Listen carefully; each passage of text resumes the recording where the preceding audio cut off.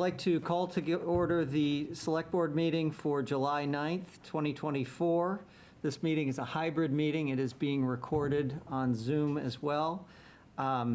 Let's first, we're going to have to do a roll call vote. It looks like we have to start the meeting. So I'm Travis Snell, Chair. Barney Arnold, aye. Kate Reed, present.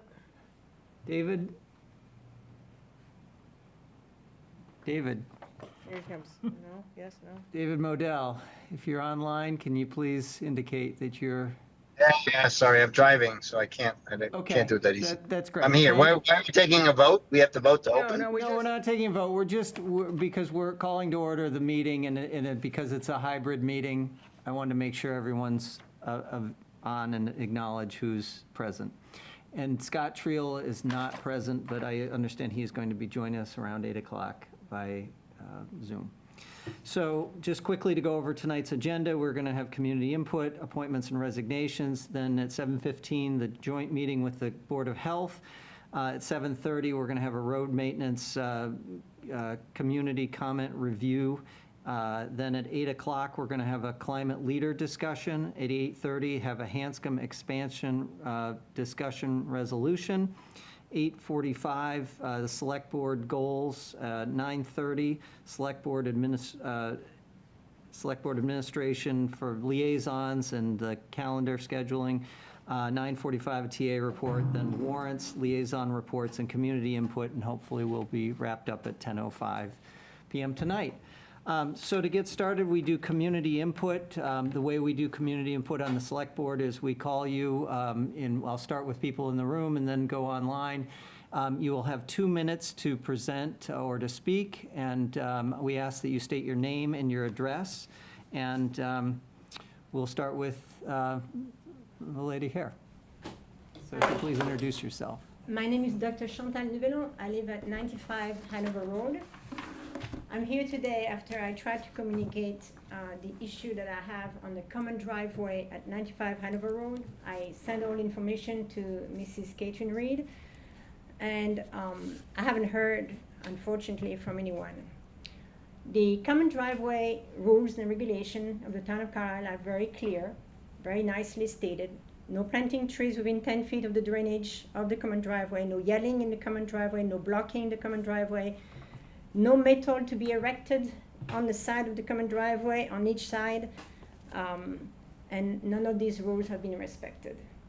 In fact, the police have been called, or I called the police, or Mr. Sire, Gilbert Sire, who assaulted me on April 2013. I called the police on him. I took a restraining order.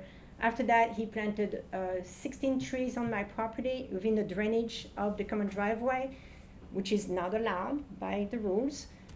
Only grass can be planted, but no trees. There are 15 feet high trees. And then recently he put a piece of metal erected on my side of the common driveway, and he put trees again, and he put another 50 trees on the other side, which are again not within the common driveway rules and regulation. I brought it to the attention of Mr. John Mitivier on multiple occasions. He's refusing to do anything. The police refuse to do anything because it is not their jurisdiction. However, they do show up in court telling the court that I do hearsay, which is whatever the sire says, not what I said at all. It never gets to be retained by the magistrate, gets thrown out. This has been ongoing for a year. I waited a year before I came here and told you that something has to be done. Women here, and especially elderly women like myself, are not having any rights. On the day I should be able here to vote, come here, my common driveway was blocked. I had to call the police to be able to come to vote. I shouldn't have to do that. I mean, I have to be able to be a citizen, which I am, full-fledged, paying taxes, and I'm a quiet person, I'm a psychiatrist. I don't want any of this assault and yelling on my person. I don't do that on other people. I just want respect, that's it. We don't have to do more than that.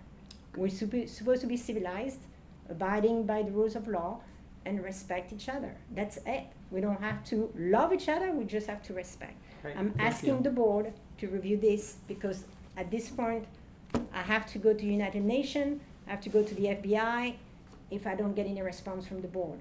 Because I can't live with two men who come after me every day. That's Okay. not proper. And thank you for listening to me. Thank you for your comments. All right, are there any other public comments? Yes. Yep, that'd be great. Please state your name and address, please. Yep. Alana Zamaro, 398 Lowell Street, and I'm here tonight on behalf of the League of Women Voters of Carlisle, Concord and Carlisle. First of all, I want to thank you again for allowing time for a presentation on the Hanscom issue on May 28th. Really appreciate that. And also for continuing the discussion around the resolution. I'm not sure if you're aware or not, latest update, June 21st, Secretary Tepper said no, your report does not answer adequately the questions that have been raised about the thing, so it's on hold, but it's just on hold, so to be determined yet what will happen. So just by way of clarification, I've been asked, well, why is the league presenting this? Because we have other organizations in town that are also supporting opposition to this Hanscom expansion.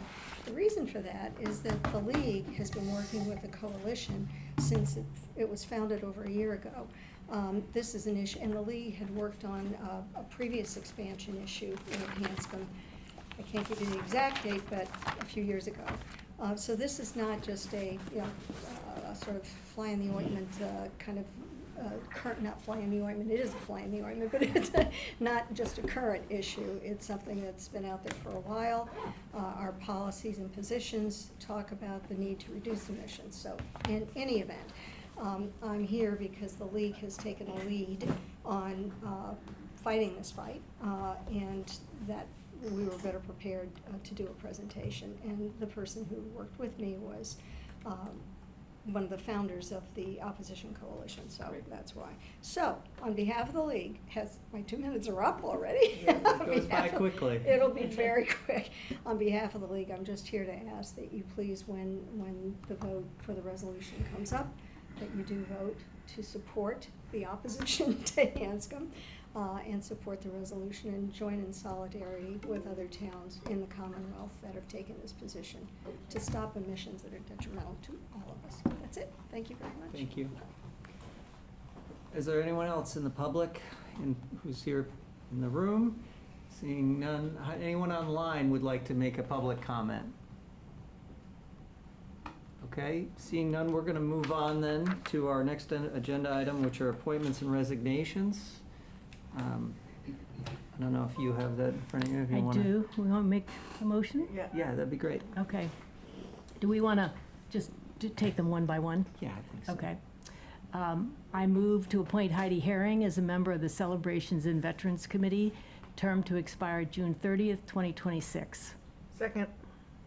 Is there any discussion on this? Any background that anyone wants to provide? Well, she's been on the I know committee. she has, Yeah, and so, She her does a information was in the packet too. Yeah. So, okay, seeing none, we'll take a vote. I think we can go voice now, right? Yes, We can go because we're all voice present. until- Thank you. So all in favor? Aye. None, any opposed? No. It's unanimous. I move to appoint Courtney Bittleri as the Recreation Commission representative to the Community Preservation Committee, term to end June 30th, 2025. second.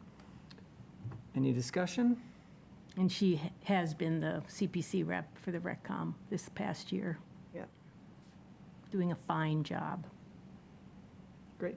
All right, vote, all in favor? Aye. All right, none opposed? You Now, pass. I would like to add here, because it's somebody else for the Community Preservation Committee, so Addie Grady has been serving as the representative for the Planning Board, and she needs to be reappointed. She just completed her application form this afternoon, and so, Their meeting is next Monday. yeah, but if we could include her so that she could be appointed before our next CPC meeting, which is 2 weeks from tonight, that would be great if possible. And if people have any questions about it, I can try to answer them. She's been on it previously, Yeah. so we'll So reappoint. I move to appoint Adelaide Grady as the planning board representative to the Community Preservation Committee, term to end June 30th, 2025. Second. Any further discussion? Barney, did the planning board recommend her? That's why I was saying, the planning board's meeting is on Monday. So I would say contingent on the planning board recommend. Okay, that's a Okay. good idea. Contingent on planning board. I amend the motion to add contingent on the planning board recommendation. Great. You second that? I second that. Okay, all right, so we'll vote on the amended resolution or Motion. appointment, amended appointment resolution. So all in favor? Aye. Okay, none opposed. All right, so Addie Grady. And I move to appoint Mark Lemire as the Trails Committee representative to the Conservation Restriction Advisory Committee, term to end June 30th, 2025. Second. All right, any discussion? Didn't you have something that we missed something else? Didn't you send a little note around? Sorry, I couldn't hear you. Did we send a little note around? He sent a note that we missed something else, or was that? No, it was about this. It's about, All right. Okay, no more, thank you. okay, all in favor? Aye. Aye. Okay, I move to appoint Aidan O'Connor as the associate member of the Environmental and Sustainability Committee, term to end June 30th, 2025. And this motion's being made as a correction to a typo in the term date on the 2025 slate. Second. Okay, any discussion? Okay, all in favor? Aye. And I move to nominate Barney Arnold as the Select Board representative to the Community Preservation Committee, term to end June 20th, 2025. Second. It says June 20, but all the others are June 30. Yeah, think that that's looks on like a purpose. typo, you're right. No, it should say 30. Okay. You get 10 days So off. I'd like to so- amend my motion, amend my motion to end June 30th, 2025. I amend my second. And I read it and didn't even, Yeah. Yeah. Okay, there's a motion that's been seconded. I think it's great. You've been on it. You're a Yes. veteran. It's good. Yeah. All right, all in favor? I. Okay, And last I'm also one. going to move to appoint Barney Arnold as the Select Board representative to the Isn't Community. it the same It's the thing? Yeah. same one. It was just repeated twice. Yes, Well- you know what? Oh, It to was, No, appoint. because The she first said one I was got nominated, yeah. Right, and now it's appointed. This is Gretchen, making sure we Okay. oh, okay. got all the Oh, now ayes. you're, oh, All yeah, right, you're now I'm nominated. moving to appoint Barney Arnold as a Select Board representative to the Community Preservation Committee, term to end June 30th, 2025. Second. Any further discussion? I don't know about, do we know anything about it? Yeah, yeah. It's sus, yeah. Maybe we should do a background check, Yeah. pending a background check. And an interview. Yeah. Well, all in favor? Aye. Okay, so, Right. Oh, wait, yeah, we have a few minutes. we have, well, according to this, we have 2 or 3 minutes. I didn't have any minutes Doesn't matter. that I we can- saw. They're all here, right? A joint Well, I meeting like- yet. Board of Health is all, they're all here. What's the difference? Yeah. Well, it's more that if we schedule a hearing, is it a hearing? No, it's a It's not joint. a hearing? No, it's not. It's close, yeah. I think you're fine, Chairman. All right, would the Board of Health like to come forward? If there's anyone here, are you doing a joint meeting or just online? If you want to call your They meeting have to to call their order. meeting. Yeah, to they, order. why don't you, Okay, This is Patrick Collins, Chair of the Board of Health. I want to open the meeting for July 9th, joint meeting, Board of Health, Select Board. I think everyone's there. David and Jennifer are online as well as me, and I believe Tony's in the room, correct? Yes. All right, so we're opening the meeting. roll call vote for a hybrid meeting. yeah, I You think need to do a roll call vote. It's for- not Patrick just a- Collins. Just call the roll. David Erickson. Jennifer Wall. Okay. Great. Okay, so we have one candidate, and actually, we had 2 representatives from the Select Board there last night, and I think the Board of Health has voted an affirmative last night to recommend this person, and I just wondered if there was any input from our two Select Board representatives as to what they thought of the candidate. I would say that their candidate is very highly qualified, and he had a stellar interview. And I know that the Board of Health voted to recommend this candidate to us last night. No, I agree. I think we're very fortunate to have that expertise in town. Yeah. And willing to serve under duress, Yes. interesting by Patrick. But also somebody with experience of having been on other committees and who's not coming green into an important elected Yeah. position. Yeah, I agree. That was one of my worries originally, that, you know, Yeah, no, I That- think we're very totally. fortunate, and I highly recommend him. Yeah. I have only one question, John. Who's that John Keating in the, right there? oh, there's another John Keating online there.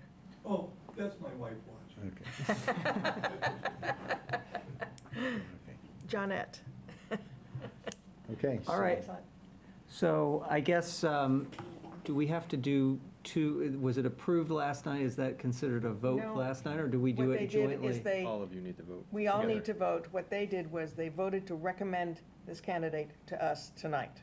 Okay, And so that was not So an appointment so, vote. who moves it, the Board of Health or the? Doesn't matter. Doesn't matter. I move we appoint John Keating to the position of a member of the Board of Health. is it- Term to end, it would be June annual- 30th, 2025. At the annual town election Oh, sorry, is of that in the- 2025. Okay, Yeah, I should have looked that up, sorry. yeah. It's page, well, you don't do it that way. It's page 12.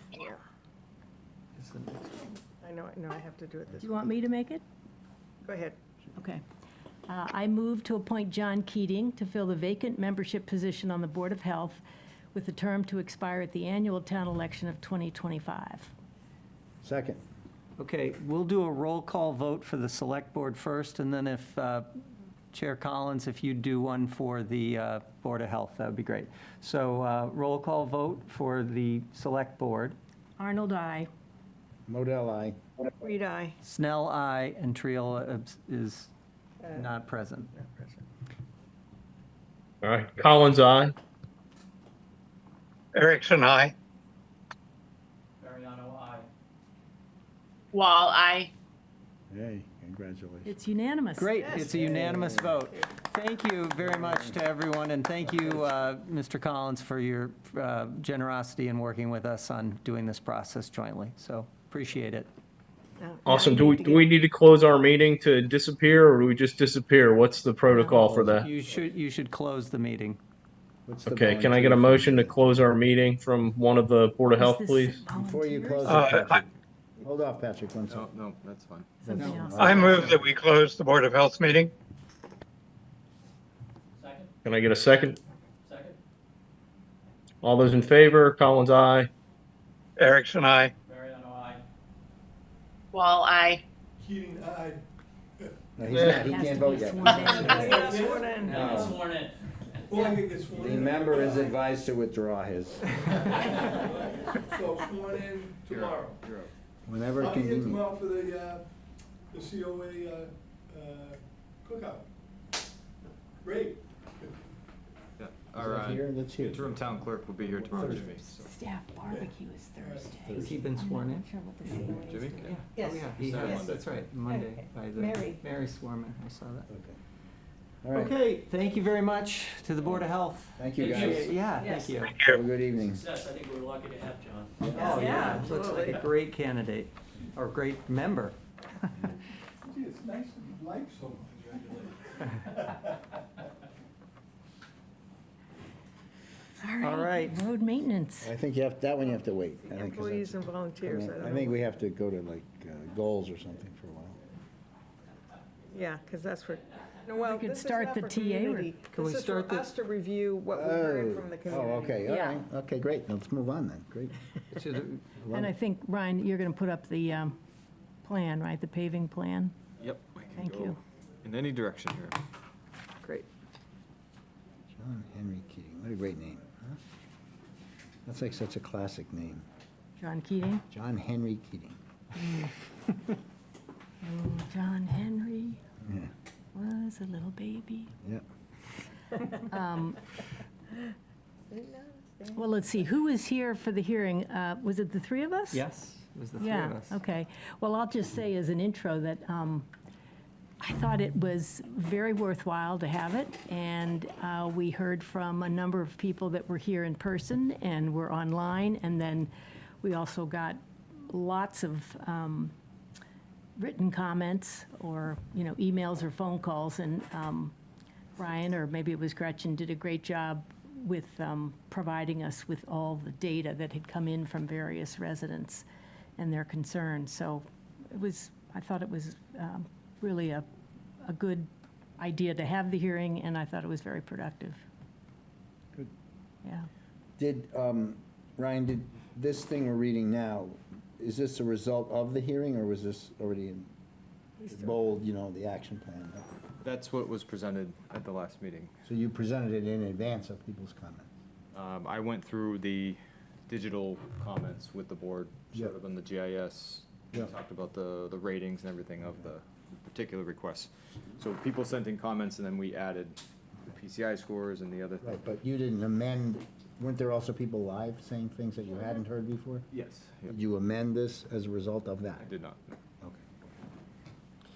So, Ryan, you're looking for us to, make any amendments to the 2025 plan? Or, Yep. So we have a plan, and we procured it, and are in the process of contracting it. There was a discussion there, and then I've had individual discussions that said we might want to consider adding to the 24-25 plan based off of some of the people who came in with very, dire needs or specific needs. So if we were going to add, I think the board would need to direct that to be added to the plan, and then I can bring up the fiscal constraints and the costs of any of that as well. So the plan you said procured, which I take to mean you've put out the bid and you have a winning bidder, right? For 24 and 25. Right. And is it a fixed price for a scope of work, or is it by the drink for a scope of work? It is a fixed price, but we can add Okay. to the contract. So didn't go to the hearing, so I'm at a disadvantage, but in reading these notes, I see PCAs that are, below 73, which is the fair mark, that aren't on any long-term plan. So that's kind of really my only question is,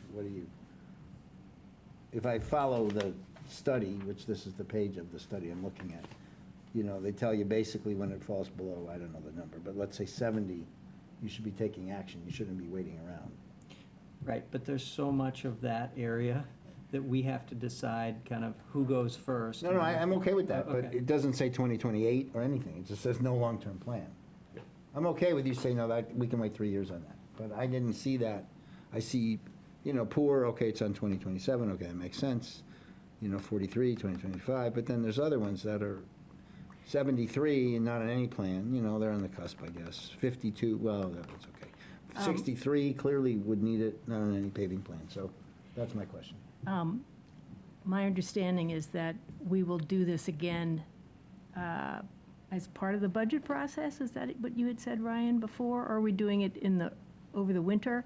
Another hearing to look at, because we've got 24 and 25, but to look at 26 and then presumably beyond that? So when we discussed this with our design engineer, Niche, they talked about, in order to keep the roads at a C+, then you would need to invest X dollars, and the board sort of settled on 500,000 as an investment. What they said at that time is if you only do 500,000, which is a lot, it's more than the state gives us, then your local roads will continue to deteriorate, and your main roads will be C+ roads. Right. It wasn't the best outcome, but that's kind of New England standard. So in order to hit those local roads, you'd either need to attack them one at a time, and it would be a very long process. They're not going to be on any long-term plans, or you would need to invest a lot more money. So the idea was to gather data from the public, to gather data from Jim and I, and then to make this 2-year plan a 5-year plan, and then a 10-year plan.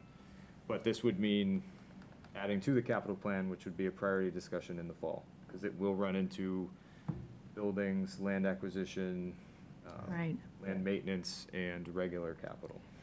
How much have we allocated for fiscal '25? Just the amount that chapter 90 covers, or a little more? 500,000 without Westford Street culvert. Right, which we have to do for but it's cheaper than we thought, at least this. It's a couple $100,000, but we're gonna have to do it again in a couple years. Right, so net of chapter 90, how much are we gonna spend this year we're in now on this stuff, including I think, the Westford Street, like a couple hundred, maybe? The plan for FY '20 this summer? Yeah. 750,000. All right, so we are already spending it, of which 500 is, how much is 90, 400, something like that? It was a little under 450 this Yeah, year. okay. well, I guess I have a question. Did you open bids? Yes. And were they higher or lower than you were expecting for the 2025 plan? Lower. Lower, so there's money left over. Correct. So then there could be a question as to where do we expend that? But then there's excess? unexpected things too, Kate, right? Like, So you I hate when I, understand, so you could either pocket it for unexpected things, or you could see if there's some of these things that are on this list that you might want to, so you hate when I do this, but you do have some pocketed money, but not enough money to cover 500,000 for the next 10 yeah, years. yeah, right. So you'd have to add something from somewhere for that. So by pocketing it, really, you're extending out the ability to pay 500,000, or you could run that out faster, and in Okay. 3 years, you Yeah. won't have that capacity. Right. So you have a little of reserve right now, because you didn't do paving the last couple of years, Right. 2 years prior to me, but you're gonna eat it up quick. okay. I have just a couple things that I thought coming out of the hearing I'd like us to entertain in terms of an amendment or an addition to the current plan. One is the Pheasant Hill issue around the work that was done under the previous DPW head, but the final paving, the top coat, while it was committed to be done, was never done. And so I think we should put that in this plan. Yeah, but do we have kind of costs on these different things so we can understand the magnitude of, if we add that, that's X 100,000, or is it, 20,000, or? Yes, I can get you anything you need. The one issue with that I would raise here is there has been some drainage complaints. So we would want to have our house doctor look at that to make sure that by putting on the top coat, we're not exacerbating a problem. So having sort of a quick engineering study of the drainage first before we committed to do the paving. So my recommendation, which Paving. probably won't be popular with residents of that road, would be to study it this summer and then see if putting the top coat on it would solve the problem, or we need to do more significant investment. Okay, And if they just say put the top coat on it, it's easy, but right, it never right. seems to It be hardly that is, easy. yeah, usually not From that what- simple. What Mike Owens had said, I think that he had talked about how that keeps washing out. There's Right. a section, and so Right. I think that makes sense. I think it does too, to do the study it engineering before study. we just throw money at it and have it wash out. Yep, What was that the sounds road name? fine, Remind me, it was Pheasant. Pheasant. Pheasant Hill. as until, yeah. I mean, it's The other one is, next to last on your. and Very let me corner. just say as a lead-in to the other one, so, if you look at the map in Carlisle and it's all color-coded and showing you the state of the various roads, and you can see that there's some short sections of road that are not on main roads, there's some cul-de-sacs where the roads are in very bad shape, and I don't think we can afford to fix all of those, at this time. But I do think it's important to not simply dismiss all of those and say they're never going to get, they're never going to get any attention. And we had a particular concern brought up by Andrew Yip of Berry Corner Road, which is, again, is one of those little short ones. And I think as a way to show residents that we do appreciate their input and that we want to try to address, and it may only be like one a year, but we want to try to address some of those roads in bad shape, but that are, not priority roads by any means. So I would like to suggest that we add the Berry Corner Road. I would like us to, before we did something like that, Yeah. have a set of criteria. Exactly. Berry Corner, this particular one only would Effect, affect one resident. right. Your other roads, and I'll just take Tophet for one, which is maybe 10 or 12, you And know. it's a through street. or, And I mean, it's a loop, right. Yeah. So, I mean, I think we should say, is it a feeder, is it, how many people, how Yeah, many yeah, households? so I was looking, we talked about this, I think, when the study came out. Yes, Besides the PCI score, there's got to be some usage, or there's got to be another, we ought to be able to develop an equation that gives you a priority score. It's the PCI, and it's the length, and it's the use, I don't know, whatever. yeah. I thought we talked to them about that, but I didn't remember whether they didn't seem to, can't we be smart like that and make some kind of, so it's fair, right? Not just the guy who screams the loudest or whatever, right? Yes, but roads don't wear at the same I know, rate, but, so so you'll you never calculate get that. dialed into that. I know, And, but, and we did learn about a few things, like there was a safety issue on, what was it, off of River Road, Suffolk. Yeah, So there was a cul-de-sac there that has a knee-deep hole Yeah, in it okay. that keeps Yeah. imploding and imploding. And it is a dead end, it's a turnaround, it's a cul-de-sac turnaround, but, it's a Can you get by hazard. the hole, like if they mark off the hole or cone the hole? There's a cone there now. Yeah. It's okay. No, I mean, listen, we're not gonna solve it here, I'm just no, saying, but I'm just saying, I think we could maybe get We some. gotta have some develop standards. some sort of standards or criteria to Right. triage Right. these requests, because I really also agree, shouldn't be the loudest person who gets their road.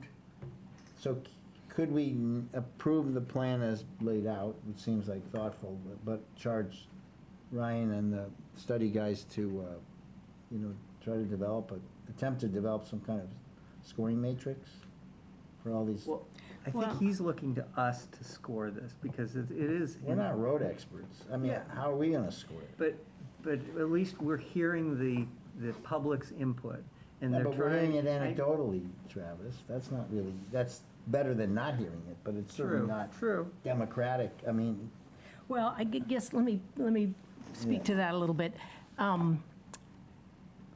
I think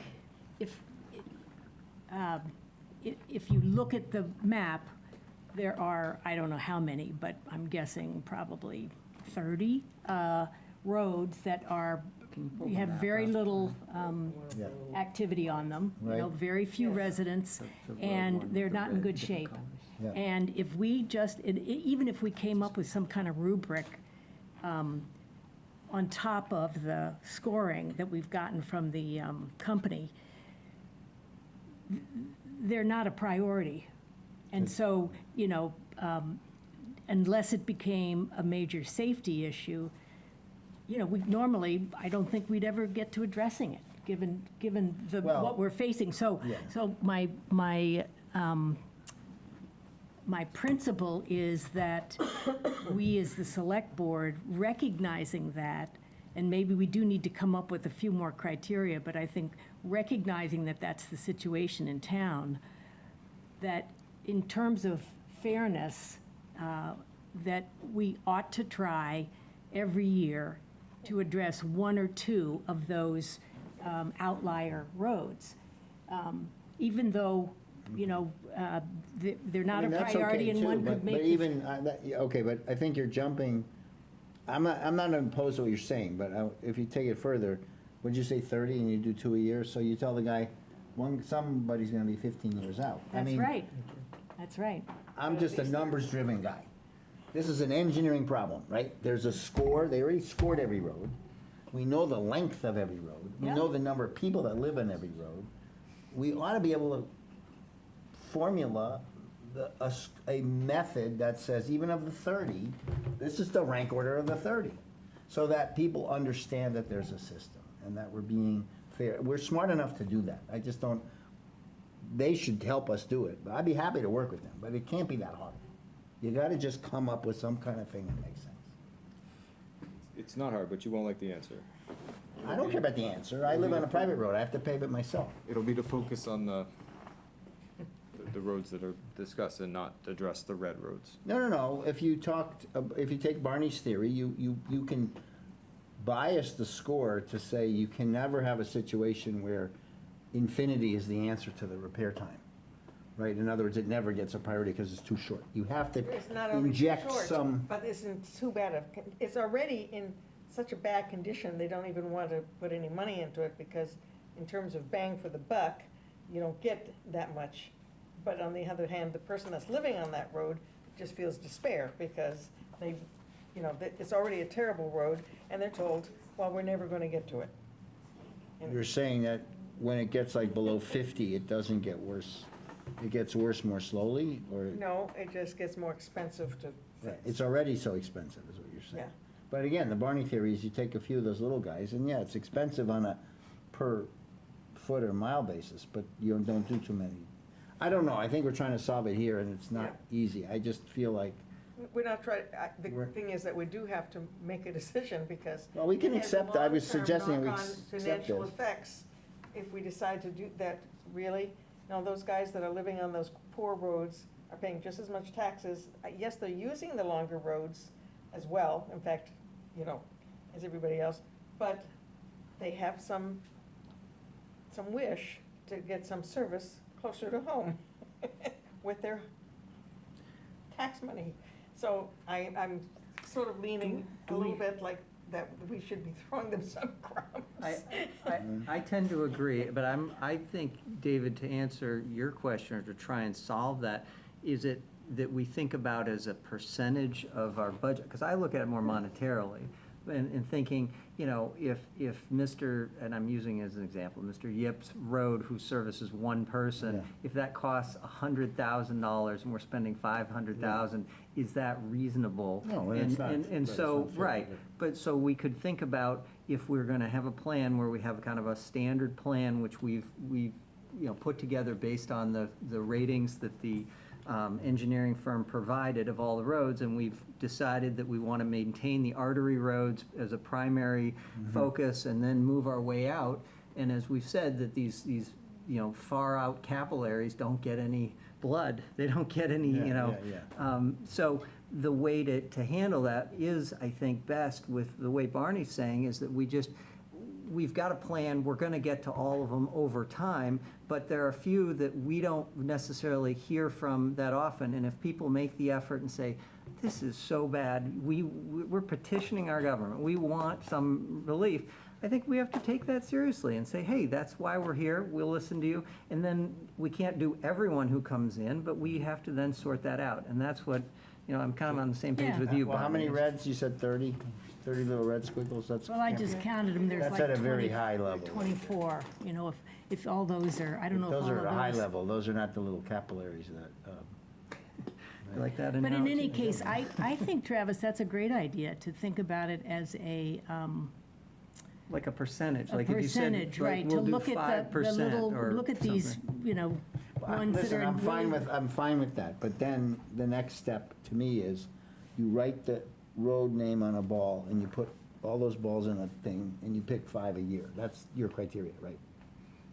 That's it. I mean, that's really what you're saying. That's one way to do it, No, but no, I'm not I'm saying. saying, why don't we, okay, I'm fine not with it, saying- saying, we're gonna take 5% of our paving budget or 10, and we're gonna set it aside for the neediest cases, let's Yeah. call it, regardless of, so we remove maybe length from the screening. Yeah. And only go in condition and some safety, I don't know, something. I still would rather have a method. Even once we agree on the set aside, I would rather have them, they can be their own pool, they'll never reach a priority of 225. Or, Route 225, or, right, yeah.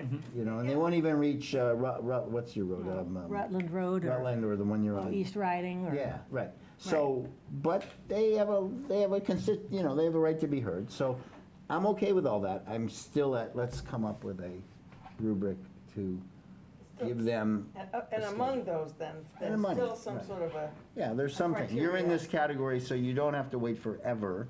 right, Like I said, infinity is not the right answer. I kind of agree. So anyway, that's what I would suggest. Meanwhile, I wouldn't What do you- stand in the way of approving this plan. We should get going. No, I Right. agree, I also agree with What do you that. think about this, Ryan?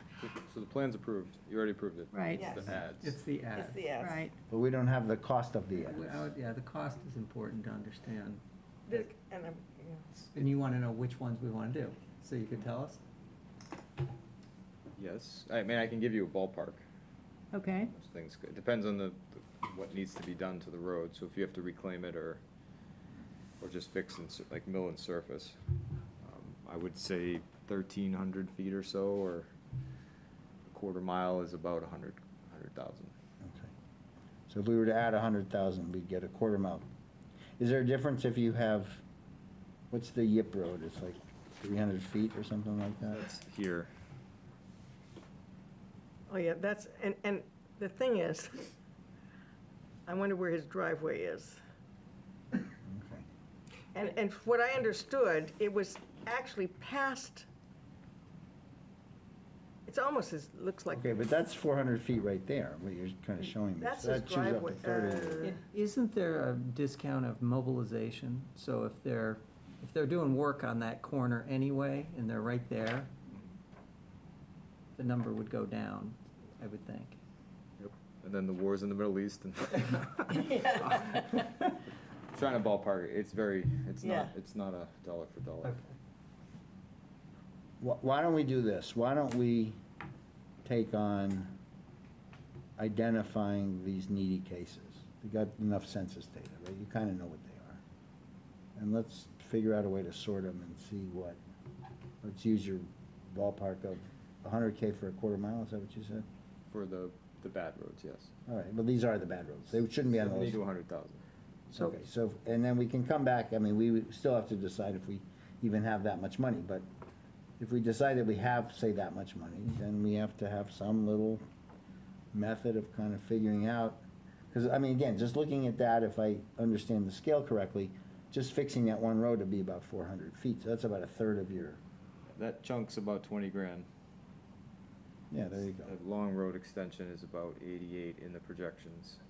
What's the long oh, road? but that long road is a private, the one that's a that's private the- way. This One one, which- yeah. So That's private. We don't, Berry Corner Road, this whole stretch is probably 100. All right, so you, but, Does that whole stretch need to be done? no, just the, 88,000 was what they projected so it's all there. for 900 Yeah, feet. we've already got the So that'd be estimated your cost. project for the year and you'd be done. yeah, but that was to do the entire road. Right. And the entire road is not in need of being fixed, only the last, Correct. so that's the thing, you Oh, know? okay, huh, all right. Ryan, on the materials you provided, I understand you put everything on here from community concerns, but I couldn't really tell, like, you have notes, like there's, for example, you have Curve Street, and then it's 2024 paving plan, so repair and repave, so that's already on the plan. Yeah. So really, even though they brought the concern, it's already taken care of. In a month, yep. Yeah, Yeah. so it would just, in the future, it would be helpful to just know, like, or have separate ones, these are the ones that need to be done that aren't on the plan, or haven't even been thought of. And maybe it's there and I just didn't, I guess you have one that says not on any paving plans, so address trouble spots. But I thought you said at the meeting last time, you went out personally to Virginia Farm Lane and looked at that and said, oh, it needs to be done. Is that on the plan or not? The patching and trouble Yeah. spots, yeah.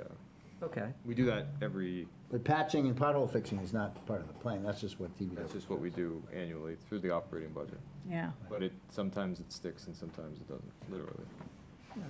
I wouldn't give Knoll Farm or Virginia Farm any priority till they remove the E from farm, I think. Ridiculous. That's a ridiculous effect. Put that in your algorithm. What is that farm, like ye old England? or something? Ye olde farmy. all right, well, Okay. can we, we've approved 24 and 25, we said we're gonna have Nitch look at Pheasant Hill, and so shall we, if it's doable, Ryan, it sounds like we want to have a list, or even just take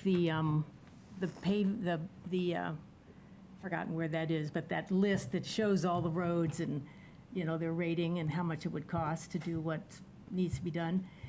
Just pull out the ones that are a little short, unimportant, sorry, folks, roads, and we could see what that list is, and pick, and set aside, if we could decide then how much are we gonna set 100K aside, is 100? 5% of the total, 500,000, 500,000. yeah. The question isn't going forward, does that mean that going forward we'll do 400,000 in the plan and 100, you know what I'm saying? Right, maybe we just say it's for Well, I this think- next round. I don't know, I mean, Only. that's, what I'm hearing from Ryan is 500 won't cut it anyway. Like, we're gonna be spending 750 to $1 million. We're gonna have to find it and prioritize it over something else. So it's fine for us to say all this stuff, but like, is it more important than a teacher? I don't know, but I mean, that's what you're really Right, talking about. at the right. end of That's the why day. we get paid the big bucks to Right. figure that out. Right. So all of this data is to help us build a Make 5-year us go crazy. to 10-year plan. Yeah. But I want to understand how you're thinking about it in order to build it, because if it was just me and Jim, it would be, the biggest bang for the buck, because that's what's going to impress the town the most, but Right. you have to deal with the residents, so do we. The real, the immediate question is, paving is going to begin in August, so are we adding anything to 2024? So this is the 2024 plan now. 2024? You mean the year of, not the Yeah, budget? this summer. Calendar Yes. year. Yeah, okay. That's Yeah. what we're doing, in addition to Sure. studying pheasant.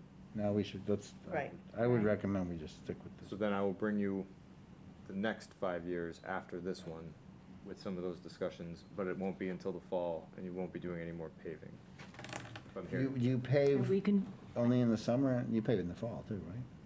well, this would be August, September, by the time we could add it, but they're starting in a month. Yeah, so you we want to need do your plan it. engineering. Let me ask you a different way. So paving Pavers also- stop paving when? Like October, because it's too cold? Paving also includes fixing the roads, lifting the basins, prepping, so yes, we stop in October-ish. Right, so it wouldn't be done now anyway. It would be preparing for this time next year, or a little earlier perhaps.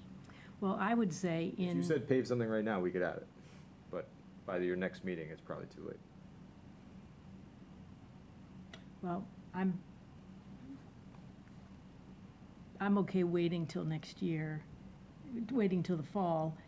I think I would just recommend that the plan that you work out with the DPW folks includes a small percentage of what you think we're gonna spend next year be set aside for small needy projects. Parity roads, we're calling them. Yeah. Which But- roads?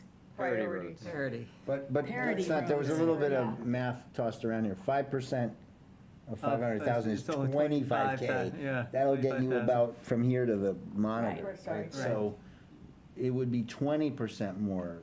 I don't think it's worth doing unless there's about 100K from what you're showing us. Yeah. In other words, there has to be a pot of things that you could meaningfully chip away at that list. So we just have to think about that. And we'll have to look at that in We'll the have to fall. look at that as a, Right, that's yeah. why I Budget think, issue. yes, that's what I agree. Yeah, I think it has to be in the context of the overall capital plan. right. Yeah, but some of them, the safety ones need to get fixed, the hole that's at knee deep or whatever. I mean, Put a plate, do what New York City does, just put a plate on That, it. yeah, or they. Do what We Connecticut did does. on but 225. So we got- Proceed at your own risk. But you're State saying liability limited. that will be done under the operating budget, the filling of a pothole like that. Yeah, so that will get done, Yeah, yeah. Okay. yeah. You talked about there's no horizontal study Yeah. either. So this is just, all the Just guardrails.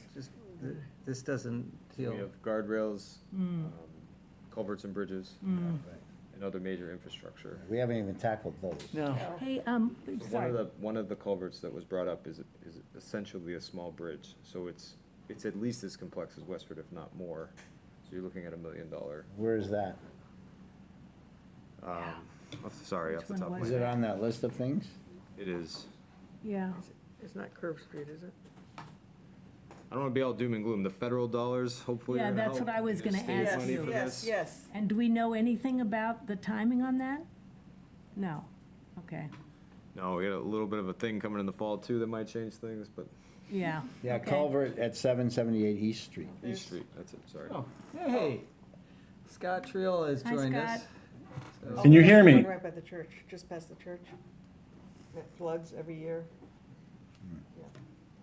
Anyways, I think this discussion is Okay. great. It's helping Jim and I understand, Do we have to vote anything tonight?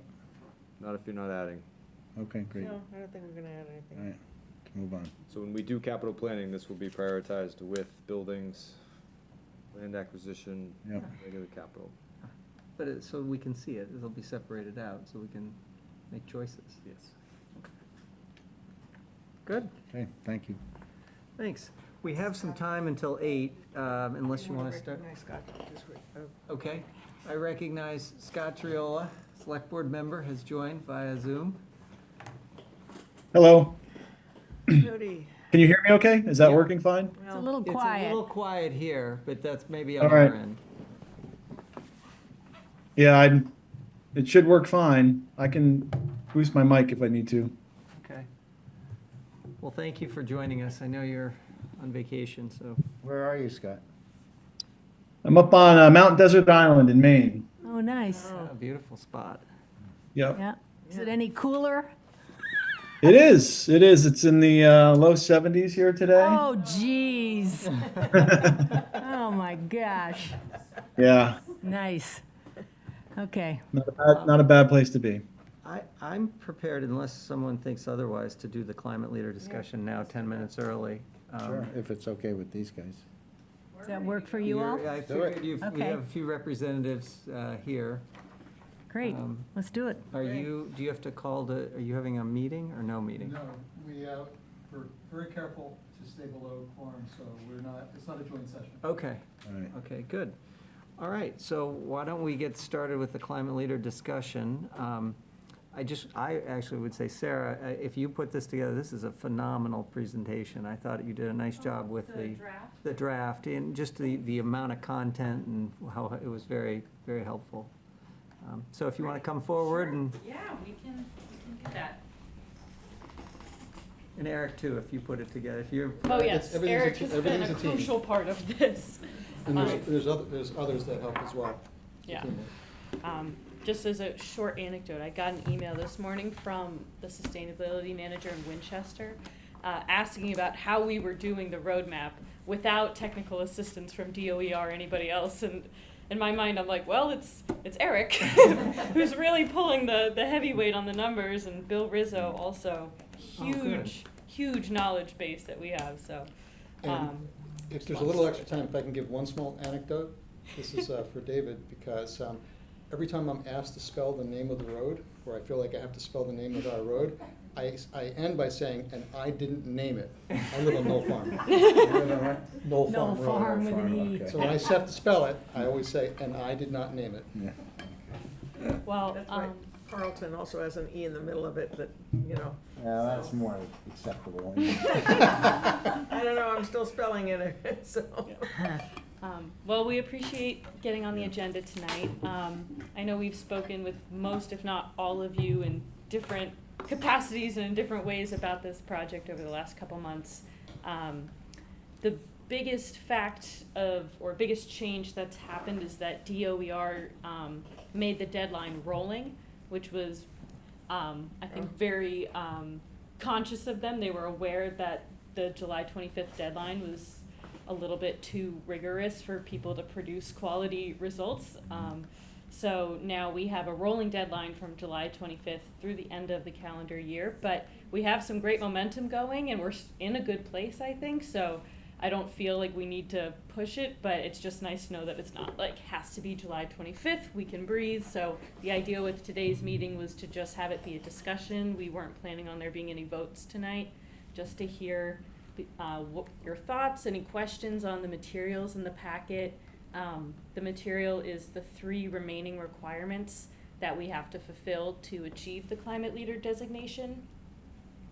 So the first one is the resolution, which the select board is the one who gives the approval on that.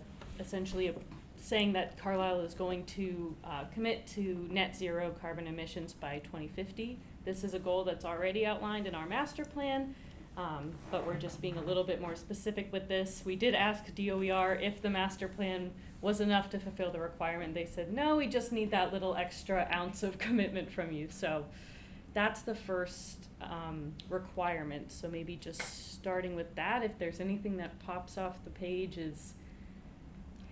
So Sarah, Yeah. just a quick question. So Sure. on the first page of your draft, that's the resolve that Carlisle will. When we do Yes. get to voting, that's what Yes. the proposal is that we would vote to adopt. Yes, so this is Okay. the draft resolution, Okay. using language both from our master plan and that DOER provided in a template. Okay. So you're saying if the deadline had been the 25th, we would need to vote today, so you could include it.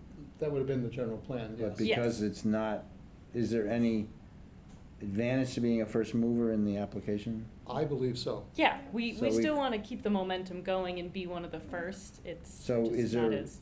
So we do have a meeting on the 23rd. Is that time enough, or? I think we'd still be one of Yeah. the first ones in. Yeah, I mean, we definitely. should try to be, why not? Yeah. We could, The money we might could run out. have the discussion tonight and then plan to Okay. have the vote on the 23rd. Okay, all right, that's good. I think, yeah, so you want to chime in with questions, or? Yeah, I'm certainly ready with questions. yeah. Great. So, I mean, I agree with Travis, it's a very good document. I have trying to follow it through some detailed question. One is, there's a reference here to, Where are you? I don't know where I am, I'm looking to find it. It says a DEI vehicle or something, it sounded like. EI vehicle? MEI, that's it, MEI, it's on page, in the packet, it's page 25, but it's, 25? yeah, it says inventory. MEI. MEI is the only acronym I couldn't find it spelled out. What is Oh. MEI? That is Mass Energy Insight. It's Okay, the. so you might want to yeah, spell that out. that's a 'cause good note. I don't, That's what does part that of mean, the- mass energy? Insight? Mass Energy Insight is the online database that Oh, okay. DOER uses so that we can keep track of our emissions. Yeah, so I thought I more or less was able to follow the Oh, yeah, there it vehicle is. stuff, right? Yes. Like you want to, as you replace them, you want to use this rubric to, replace them as green as possible. But I got sort of tangled up in the facility side because I couldn't tie the tables. There's a table, I didn't actually check all the tables on the vehicles, but there's a table on page, not 33. There's two different tables of facilities and the numbers are different. So I was trying to understand what's what here. You got a table on page 30, Okay. which is a Okay, so high-level this is the table that roadmap. says we have 706 metric tons of emissions, but total buildings. But then the detail one, which I kind of don't really understand what the detail one is telling me, the total is higher. It's 883, and it's Yeah. broken up different. Can you kind of explain what? So the reason for the second table, just to answer that Yeah. first question, is it breaks down the form of energy being used, electric, Okay. gas, and propane. Yeah, I saw that, Um, right? I also noticed that discrepancy, and I am working to figure it out. That's part They of should the. tick and tie. It doesn't matter. Yeah, no, The first one is absolutely. agnostic to source, right? So you should get to 883 or whatever, I guess. I Yes. mean, you could probably just, did you do the table or some So consultant? the did? tables are generated from Mass Energy Insight, which can have its quirks, and Yeah. we're still working through Are making you allowed sure. to edit it, or you have to It's present more it about as- making sure all the data is up to date, so, Okay, right. yeah, I noticed this a little bit towards the end of my drafting process, and, Yeah, okay. There's also a little bit of quirkiness with how it categorizes the different school buildings, so I'm trying to Yeah. work on getting those into one group or separate groups if it's Yeah. easier, but, yeah, because they're separate buildings, but they're all connected, it gets a little fuzzy with Okay. that, so we're working on that. But going up a level then, but the Mhm. overall theory then is that as these replacements, these RTUs and all this stuff comes Mhm. in, you gradually move the needle down towards Yeah. net zero, right? That's the overall thing. Yes. That's correct. And you're advocating that you only do it as replacement cycle comes up. Yes. Exactly. Okay. Yeah, they call those trigger events, so Okay, the end okay. of, life Right, for a yeah. piece of equipment. Okay, all right, thanks. And the items in yellow on those graphs, are the- those the ones that qualify? No, No. sorry. The yellow highlights are missing data. So Okay. Mostly in the fleet, I'm just working on tracking down a few more vehicles. Got it. You know, with people Okay. going on vacation and stuff, it can be hard to get some of those, it's odometer readings and, you know, Yeah. information that people who work for the departments are the only ones who know. So We- just working on filling in those gaps. We have So a the total fleet emissions is not a final number. Okay. Julie, we got started early. That's okay. No, It's we have our- to- that's it's us, not not you. you. Thank you for coming.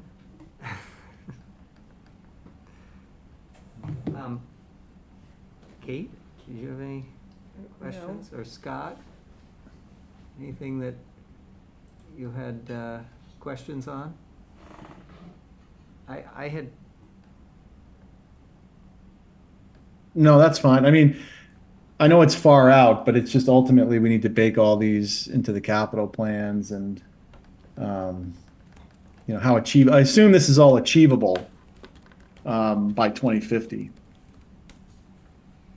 Well, those are set by basically the state of Massachusetts developing its overall roadmap for getting to 2050.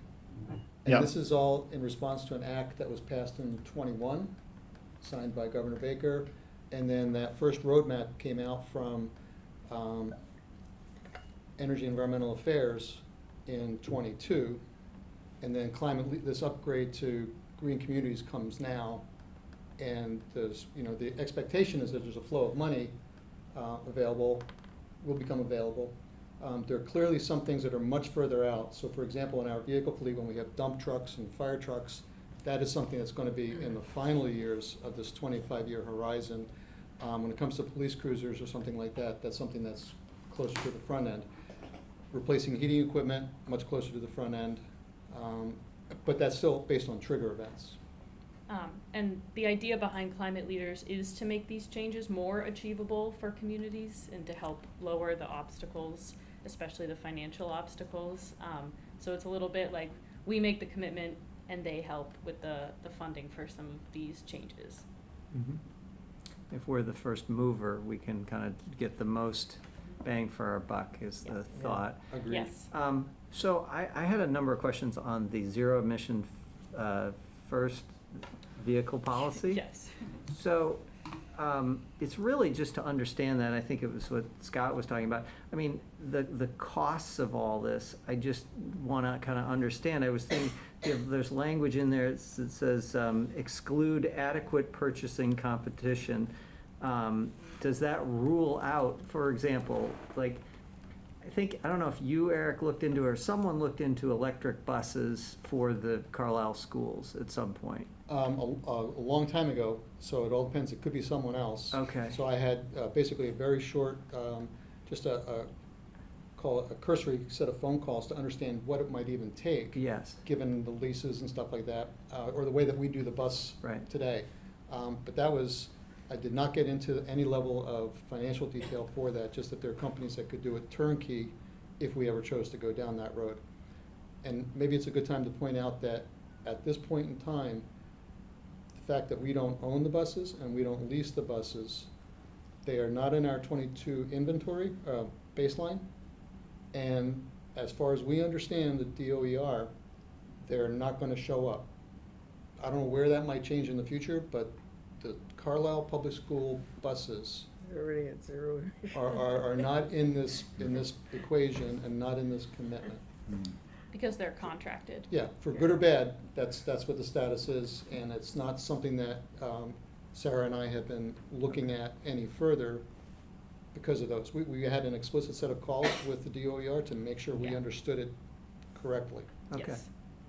Okay, because I was concerned because there's very limited options for our busing, Oh, is yeah. my understanding. Yeah. And so if they wanted, and there was only one bidder, and they said, or with bidder, but if there's only Understood. one supplier, and they said, oh, your buses are gonna be $20 million for the electric, and we've committed saying battery electric vehicle is the first priority, and we've Yeah. agreed that we're going to do them in that order, we're stuck. Yep, and I understand your concern. The buses you can take, the school buses you can take completely off the table. And one other clarification, the vehicle policy applies only to light-duty vehicles. And light-duty vehicles are a gross vehicle weight less than 8,500 pounds. Yeah. So, The dump trucks don't. I yeah, know. I exactly. read that in here. They'll be kind of in the big picture for the total carbon Yeah. emissions, but not in the zero emission first vehicle policy. Okay. Why did you exclude the recycling of municipal departments, that it can't move from department to department? We didn't exclude it. That's actually one of the requirements set by the state in the policy. And you are allowed to recycle them, but the vehicle that goes in, first of all, if it's not replacing a vehicle, go right at it, go for it. If it's replacing a vehicle, the vehicle that's being upcycled, or whatever the right word is, has to have lower emissions than the one it's replacing. So if I give an example, let's say there's a DPW pickup truck that's gasoline right now, and the fire department has one that's aging out, and it's a hybrid electric one. Mhm. That's easy, right? That's gasoline you're replacing with hybrid electric. If you did it the other way, for some reason there was a gasoline vehicle that was aging out in its normal service and being handed down to someone else, and it replaces a hybrid electric vehicle, that was, I'll use the example of like the police department had one that was crashed or damaged in a crash, that would be not acceptable in this policy. So the idea of it being passed on to a longer part of its life, it would have to replace a vehicle that is less efficient. Anywhere in the world, or only if we keep it in Carlisle? In Carlisle. So you could So we sell could it to sell it someplace that and- did do that. Absolutely, That's So okay. we don't lose the value of it. yes. that way. Yeah.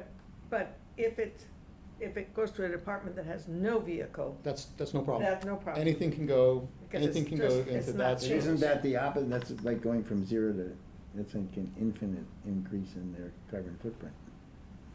Because they added a vehicle. No, I mean, because is there that- any oversight? Why do Because you that need vehicle it? was in that service. It was I mean, in- there's nothing that Yeah. pushes us to do that. I see your point, I see your point. Yeah, Um, but the thing is that, yeah, I got it, all right. Yeah. but- They're the greenest right now, then they go to the Right, least if they green. don't have any, yeah. Yeah, yeah, but they're also inefficient because they don't have any transportation, Yeah. yeah, okay.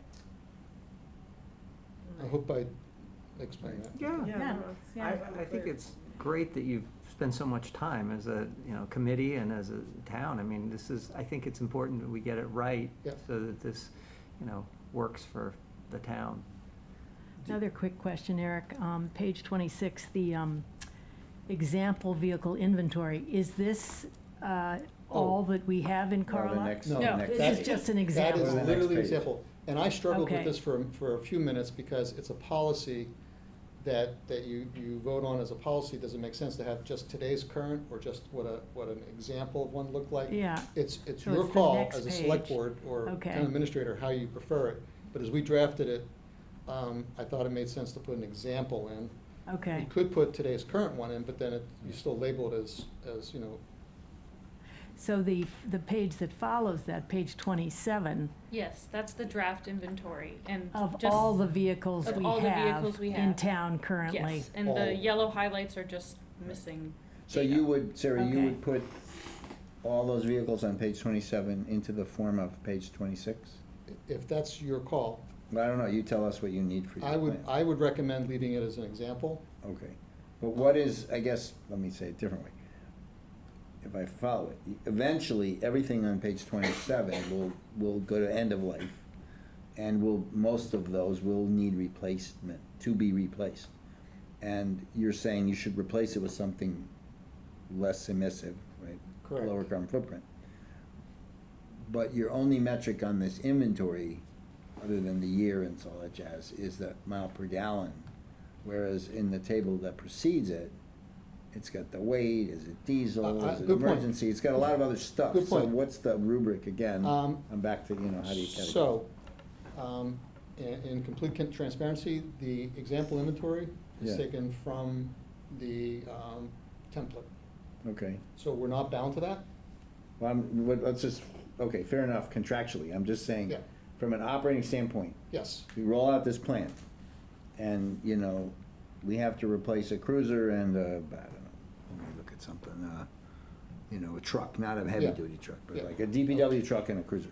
Like, we already had that discussion with Jim, right? Because Right. we looked at it, and we decided for diesel, over hybrid, I think, because it was cost and some other things. They were replacing a gas truck, so I presume both of those were less carbon footprint. I don't actually know in the case of the diesel. I'd have to look myself. Okay. It We've depends. had the preliminary discussions with Amendola, and it's gonna come up every year, because they buy one every year, Right. right? Hybrid, you know, da-da-da. So, I'm again looking for the framework of, So the framework, it's buried a little bit somewhere, I have to go find it first. But you start with, remember, keeping in mind, it has to be fit for purpose, yeah, available through normal, Right. procurement channels and everything else. They're not asking us to run through any other hoops. But given all that, and fit for purpose is probably the most important, Yep. followed by procurement.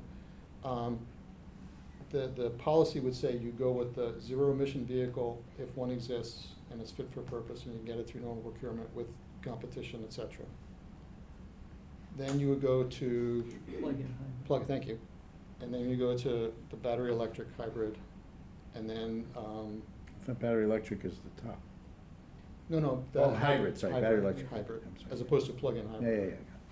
So- I'll also add that when Carlisle achieved green community status, in order to get that, there was a lower emission vehicle policy that was adopted in 2011. So this is just an extension of that to keep up with the electric vehicle market and that push. Right. I mean, in concept, I think seems to me like where we're all headed, makes sense. I do have some concerns though about the electric first procurement process, because if we have to do everything battery electric vehicle, and I know you say, well, it's caveated if it's not like incremental steps. It's not like saying, oh, we're gonna go hybrids and then move on up. We're saying we are jumping to the top, and we will procure, assuming it's market rate. Yep. Or, and again, I think, you're gonna spend, from what I can see, more on, getting the electric vehicles at this point than you are on some of the hybrids or something else. Right.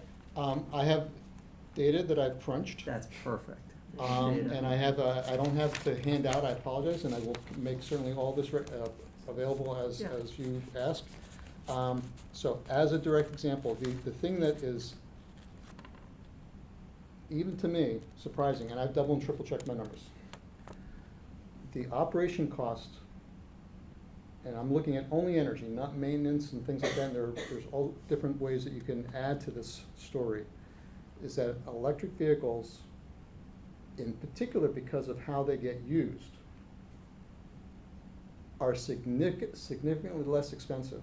And if nothing, they can easily offset the extra cost that is involved in procurement. And there's other ways that we're looking into right now for the charging infrastructure that's going to be required. As an example, so the most likely EV that the police department would purchase, and Chief Amendola, I believe, has this in the 5-year plan in the 3rd year, is a Chevrolet Blazer police pursuit rated vehicle. On the market today, early, but it's on the market today. The fuel economy of that, because it's electric, is you get 96 miles per gallon equivalent. Now, that's just a number. We can go into what that means. The total operating energy cost for that at 35 cents a kilowatt hour, and I want to caveat because I've seen bills from the town that are only paying 20 cents a kilowatt hour. I'm not even sure how that happens, but so 35 cents a kilowatt hour. The operating cost between the gasoline Explorer, which is essentially the same kind of vehicle, $40,000 for fuel, over 100,000 miles for the Blazer, and for the Chevy EV is $12,000. That's the cost of the electricity to run that same 100,000 miles. I went and double-checked a couple of other sources. There are a particular website called Government Fleet, and there you see a lot of police cruiser data for both gasoline, hybrid electric. Their data for this is NYPD, for electric vehicles are even better than that. And that's because they spend so much time idling. That number that I gave was the 96 miles per gallon equivalent, is based on a combined city highway cycle, which is ironclad yardstick for how you measure things and report them. It's not representative of police duty or the type of duty that really anyone in town uses for their vehicles. So there's a difference there, and the EVs shine. So that's the EV part of that story, if that makes sense. And the maintenance is really much Yeah, that- less. and I didn't even You don't- count- You don't have cylinders, you don't have oil, you don't have radiators. You just tires and wiper blades. That's- Yeah. But parts are, Literally. I mean, there's a new study out there. I'm a total, EV fan, but there is a study out now that the repair costs, when they do need repair, especially body parts, is pretty high. I saw that. So Yeah, it's not, You have a Tesla. I have a Tesla, but, A Tesla. Sorry. well, anyway, it doesn't matter. I think I agree with it. I guess that's the easy case where you have an equivalent like that Blazer versus the F-150. Yeah. But when they say, well, this cruiser needs to be, I need 12-hour duty cycle and I can't be going back for a charge. They come up with a reason for fit, as you say. Yep. The metric is just be greener than the last one, right? No, the metric is, if it's fit for duty, the metric says that that's the one you're supposed You're to buy. buying the highest. No. If they say. Oh, that's the hand down, that's the shuffling Oh, that's down. only the hand down? That's the Yeah. shuffling it to another department. So what if they say, They could say we need gas for backup generation, Yeah. because if we run out of we power. can't run out of power when we have can't- a, when- when NEMLIC calls and they all gotta come, we can't have some of them. I Right, don't know what those. charging, right. Right, so, okay. All right, I mean, we gotta start the path, we gotta start going down the path and see how it Right. goes, right? Right. And because this is the work plan is, I've forgotten where, somewhere in here it says it gets revised in 5 years? It's Or 3 years. Yeah, so also as we get into this and keep heading toward 2050, if we're finding things are different than what we anticipated, whether for the good or for the bad, right? We just make an Yeah. adjustment. It's in meant to our- be a living document. Yeah, Exactly. yeah. So the funding we could get then would subsidize some of the purchase price? Is that right? Absolutely, Yeah. and so, especially for the charging infrastructure. Yeah, Yeah. There are, okay, to build out the charger network, which is also yeah, important. yeah, that's, again, there's numerous places where money can be found for that. When it comes to equipment, the less plain vanilla they are, the better. And if it's okay with you, I'm gonna change my Less gears plain from, vanilla they are. I mean, if So the more they're complicated unique. they are, the better? the better they Unique. are. And I'll explain what I mean. Yeah. If I can shift from vehicles to buildings. Yep. Okay, so the story is not as clean there, not as easy, because, gasoline prices are what they are, electricity prices are what they are. Natural gas here in New England, vis-à-vis electricity in England, makes the story, the financial story a little bit harder. Yeah. But that is only because people think in terms of air source heat pumps, as opposed to other options. An air source heat pump is, because of the way the natural gas prices and electricity prices run, not a good financial or not a favorable financial comparison. However, and I've gone through all these numbers because we had met with the school folks and facilities and made sure that we understood how much they use and so on and so forth to get the trigger events. But going through all the numbers, at this point, I would strongly suggest, and this is the road that we'd be going down to help the ESC and town staff, that we shift as early as we can to ground source heat pumps. Ground source is like Geothermal. geothermal? Well, it's geothermal, but you gotta be careful when you say geothermal. We're not talking about deep well, we're not talking about the things that would go bore a kilometer or 2 or 3 down. But you would be down, certainly below the frost line. And there you wanna take advantage of when we do things. For example, a renovation for the fire department. Right. Be, a good example. So we wanna be way ahead of the curve and not be stuck trying to buy an air source heat pump when, if we had planned earlier. The state will help fund technical studies. They will help with offsetting, some of the first costs as you described. And what I'm looking and we expect that we'd be able to do, if we're ahead of the curve, is begin to match the financial picture of a conventional natural gas fired HVAC system. By using the geothermal, with a Instead. ground sourced heat pump. right, and not supplement with solar or any, Oh, solar is a whole different story. You mean solar thermal or solar Well, photovoltaic?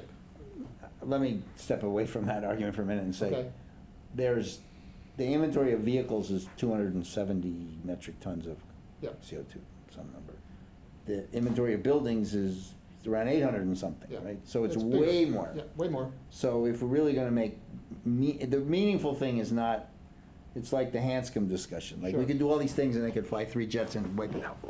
So that doesn't help anything, right? So you really wanna get the biggest Yeah, bang for the buck, as you say. Yep. Or we were saying, I guess, with the roads, that's the difference. So buildings are the best opportunity. yes.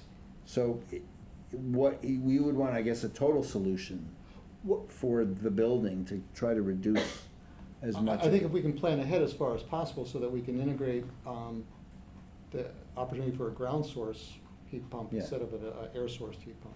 Or just for on the heat pump, but Yes. then you would also put panels on the roof, I Oh, presume? yeah. The DPW is a perfect example. Yeah. And We're working on that. yeah, even just, yeah, I've done all the calculations for the angle of the roof and whether, Yeah, you know, yeah. but that is, it produces, the DPW, oh, shoot, we can add that separately. Yeah. The DPW roof is an example. Yeah. Not off the tip of my tongue, I'm sorry. We're talking about angling the roof, just it'll be a shed roof, so a Yeah. flat roof, but having it at a pitch that's optimal for Optimal the for sun, the sun, and right. it's south Is there, facing. is, in the case of solar, is there storage? Not, yes, storage can be part of it, Yeah, or just Yeah. long. but we don't have that in ones. our, Yeah. in our thought process yet, but that would Yeah. qualify in the grants that are available. Right, because it doesn't do you much good if you need. No, to you- heat it can at night, still, Or you can because- feed the grid and you take it Yeah, back. you have the tariffs that allow you to recover. If you don't use it, you get, the town gets paid for it. The DPW shed roof, even at 5 degrees, is 260 megawatt hours per year. I mean, that is a lot of, Really, even in rainy old Carlisle? that takes 30 years worth of weather from 6 Yeah. miles from here. So Okay. the modeling programs take advantage of, and they do 30-year average weather. So clouds, rain, snow, all that's baked Cool 'em into this. overnight. It was just a surprising amount. I mean, it's a lot of square footage. So solar PV is certainly big in the plans. I haven't read as much about solar thermal to, the sun heating hot water, which we can also look at sometimes. That's more storage mechanism, Yeah. right? How deep do you have to go geothermal to be meaningfully useful? It's like the further you go, the better it is. So you don't have to go a kilometer down to get an advantage, right? So there's, no, that's. That fire department budget and start over. What I'm trying to follow right now is the Eversource pilot that's being done in Framingham. I don't know how many of That's you. like for a whole neighborhood, right? That's a that neighborhood with yeah. municipal buildings, commercial Yes. buildings, and X number of homes. And that pilot, I think, is just starting to become live, and so I'm gonna be following that as closely as we can, just to understand that. And the thought there, and again, I'm getting ahead of ourselves, but especially with the fire department build, whatever happens there, and the fact that there's gonna be some trigger events that are gonna happen for the town hall, there's at least a coupling of those two, relatively close proximity, so that's where we will probably have one of the best initial efforts to move to ground source heating. Yeah. Do it in the town common and feed the school, the Yeah, church, there's- us, and the, Fire this whole department. area. Think big. So Yeah. maybe one of the Well, first, it's, you I know, like I it. think. yeah, one of the first things That's we do what is they are apply for a encouraging. technical study Yeah, for that. yeah. What, we've talked about a lot, I'm interested in the cost, but also Yeah. the benefits. What is the state offering? Because I haven't read their program, like how much money, is it just for studies? Is it, we talked So- about even solar, like will they Yeah. subsidize the solar panels and? So I'll start with the good news is that the Climate Leaders Program offers funding for a much broader range of projects than green communities. So that includes the feasibility studies, as well as, buying back from solar PPAs. I have a little graphic here, test drilling, bid documents, on-site solar, other decarbonization. They're casting the net a lot wider for what they're going to be able to fund. The not as great part is that DOER doesn't exactly know what number they have yet, and they're not going to know until the fall. Number and of money. How much How money much they how have to much give money out. the climate leaders That's why you want program to be has, early. but 'cause And how having many the Yeah. first round, communities right? have That's signed why you on wanna so be in far? early. well, Doesn't get better. It has- it doesn't open until July July. 25th. I think it's going to be a small number that are going to be in the first cohort from what I can tell. I'm part of a group of sustainability managers and coordinators in the area, and some towns it's just not high on their priority list. They still have some green community funding left that they're going to use. The towns I know that are going for it, I think the first one that comes to mind is Berlin. Berlin is going for it. I think Winchester, a few, like your Bedfords and your Lexingtons and those towns that are in those complete net zero pilot studies that are happening. But in terms of all 351 towns in the state, it's not going to be a whole lot that are able to But get their foot in the door the Sarah, first time. Yeah. You ask for a certain amount of money in the first round, or you just submit and they allocate? This the is for people? designation, so that we can apply for funding within the climate leaders umbrella. Right, so you put your application in whenever, let's say the 25th, and Yeah. then Yeah. okay, we've approved your application, you're in the. Eligible. You're Yeah. eligible, thank you. Right. Right. Now you actually apply for grant money, Right. right? Correct. And they guide you as to, Do you have to have projects or? yeah, I would imagine, right, specific Yeah. projects, yeah. When it comes to the actual applications. And but yeah. is it your sense that they'll have a percent match, like when we were building schools, right, MSB, it was like 30%, 35%, and is it like that? You think that they're gonna give I percentage? suspect, which is like basically cost sharing, right? So, I haven't seen any of the details, but I suspect that's a reasonable way that I can picture it rolling out. Okay. Yeah, DOER, they still don't know what their exact.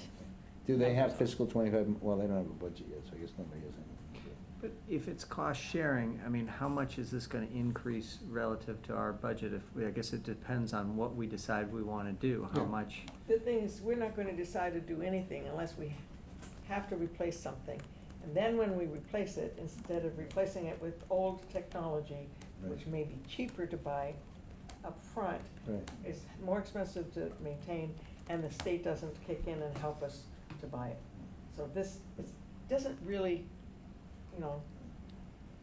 it's not like we But have to a suddenly, question. It'd be something we turn would- everything over. Well, a question to ask, Sarah, when you get into it with your working group, or DOER, is, so say we've got a cruiser purchase decision, say we decide to go with the plug-in battery, and it costs X more, can we buy it and then get rebated back, or do we have to wait for them to opine on the grant, and then, some grants, Yeah. you can't have already bought it, you have to wait and then buy it with the money, and some Yeah. grants will pay you back. and that I would- wouldn't be able to answer that. No, I know that, but it's something to ask about, Yeah. because, Oh, yes.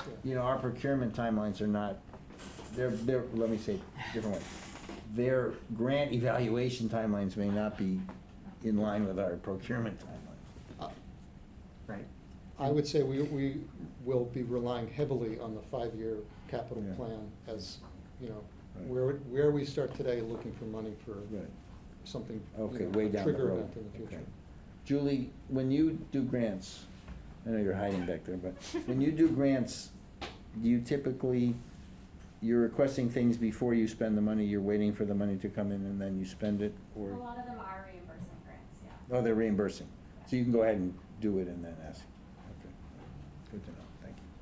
Scott, I know you're online. Wasn't sure if you have any other questions or comments? Just a general question, if for whatever reason, Chief Amendola or whomever finds that the more efficient options aren't suitable for the forest and you don't do something, what's the penalty, or what's the downside if we decide we can't live up to the requirements of the Climate Leader Program?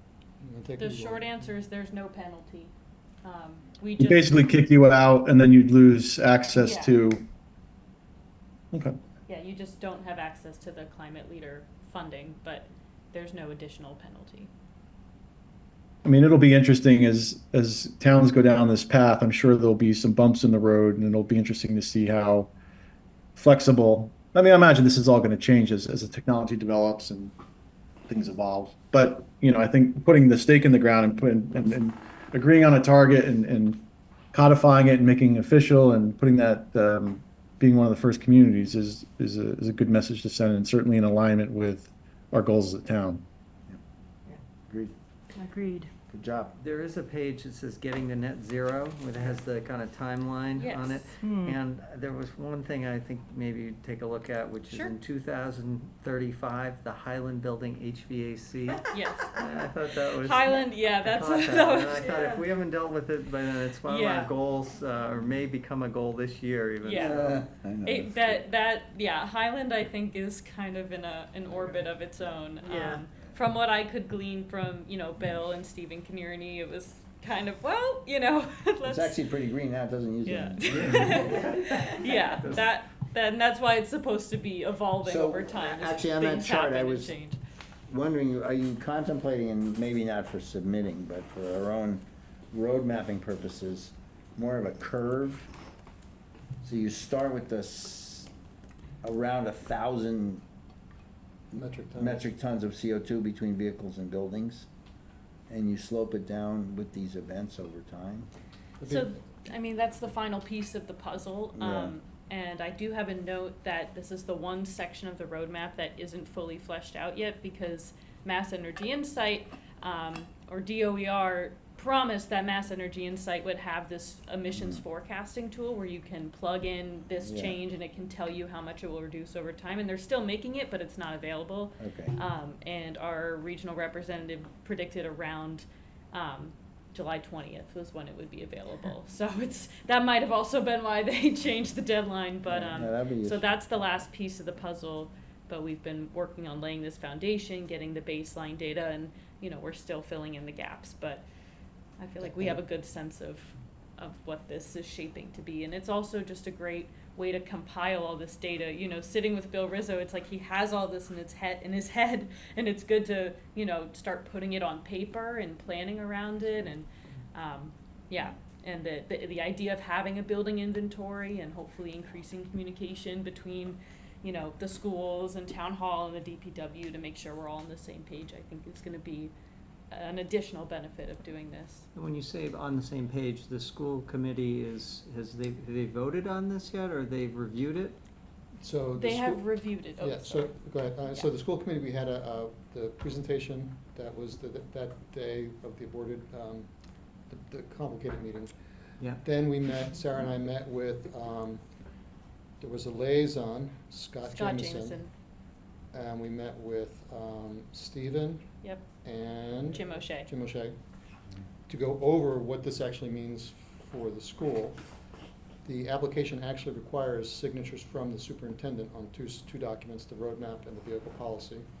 Vehicle policy for them is almost a non-issue because they have so few vehicles and school buses aren't in it. But the buildings, they have the lion's share of Yeah. the Right. natural gas consumption and the heating load. Right. So that was, and so we went through a lot of stuff with that, and we walked away, with Scott Jameson in agreement that Stephen and Jim would be okay signing, provided the school committee gives them the authorization to sign those documents. So somewhere in the workings of the school committee, we understand they will authorize Jim to sign the two documents that he needs to sign. Yeah, Scott said he'll be making the recommendation to approve it. Okay. And in that same spirit, we're trying to break down these silos and everything. What about the finance committee? Have you? We are gone- on their agenda for July 18th. So for next Thursday? So Yes. we've had one lengthy call. Yes, we met with James and Barney probably about a month and a half ago. And then we weren't able to do the June 25th combined meeting, so now we're on the July 18th agenda. And James already has a sense of what Climate Leaders is and what we're going to be talking about. But the focus will be on the financial Yeah. differentials between first cost, operating costs, and I'll have even more information available for that discussion. Yeah. And I see you at the MFC all the time, so we're on, kind of aware of this as well. Mm-hmm. All right, great. Okay? All Thank right. you. Anything else? No? So it's the proclamation. Yes. The vehicle policy Yes, And the roadmap. roadmap. and the roadmap. Mhm. Which you have the Board draft is- Which we should vote on next meeting. next meeting. Okay. And I'm guessing that you would then, for those two, the last two documents, you would give Ryan the authority to sign. The resolution is something that you vote on in the meeting, and that becomes, somehow we document that. You tell us what you need. Okay. Yeah, Yeah, you may we'll need do a whatever. 5 signatures too, I don't know, whatever they Yeah, want. however that works best Whatever for they figuring wanna it see. out, yeah. Yeah. Cool. Great, well, thanks again for Excellent, your thank questions you. and your time. Thank you. Hold on, you two. Oh, not going anywhere. Please, that's out of order. If I can just sneak in Yes. Sarah's expertise for a second, and Eric worked on this as well. The, just informing the board that we are extending the EV pricing Oh, data gather. yeah, I read that. I'm a wow. That's Yeah. all I have to say is wow, Yeah. wow, wow. Well, That's that- so that's- interesting. That was the whole purpose of the experiment, because, Yeah. you know, you get inklings just from people talking Yeah, that, right. Yeah. I'm taking your thunder, why don't you go? You Well, wanna- I mean, You want to that- just tell yeah. what you did in case there's people. Yeah, who aren't people Sure. on- yeah. Sure. You go, for it's it, your Sarah. baby. It is amazing. So we started a trial period at the beginning of May with the idea, I've been calling it Field of Dreams, like, if you lower the price, they will come, you know? That was the idea, because we received a lot of feedback that the previous price was just crazy high and no one wanted to charge because everywhere else was cheaper. So we decided first starting to just do a 2-month trial period, beginning of May, end of June, at 30 cents a kilowatt hour, and that number was arrived at after lots of math. And also a survey to CPS staff to see what prices they would want to charge at, because Yeah. they're, you know, They're the main ones. yeah, they're the consistent user base, so. And they're there long enough to actually. Right, right. So, yeah, we saw really great results. Sessions nearly doubled, and in May, we were in the green, which is nice. Wow. We don't have the bill yet for June, or at least when I typed this up, we didn't have the bill, but I would guess that since June had even a slightly more energy use, that it will be a similar situation. But Is we- that because there's a fixed charge Well, also? there are fixed costs, yes. Yeah, and we so need to be- you may go in the red in the summer again, because just. Well, that's why we extended the price change to, extended the trial period to see what happens when school isn't in session. I mean, Yeah. I've been doing some outreach. There's a sign out in the Rotary. I've been putting up signs at the different public spaces to try and get the word out, just to see if CPS really is the user base, or if there's anybody else who's charging. And then after the end of July, we're gonna reassess, take a look at that data, and all of this is going to help form a policy for the town. So it may end up being, you know, school year pricing versus summer pricing or what have you, but we just need more data, so that's the idea, and then. Be sure the staff at the library knows, because that would be a good place for them to park and charge if they have electric We vehicles. can definitely do that. So In the summer. The point of this data gathering is that right now this decision is unassigned. So if unassigned decisions go to the select board, the pricing will matter. So we're gathering this data. As Sarah alluded, the data for the summer will be when the teachers aren't there, Yeah. what happens.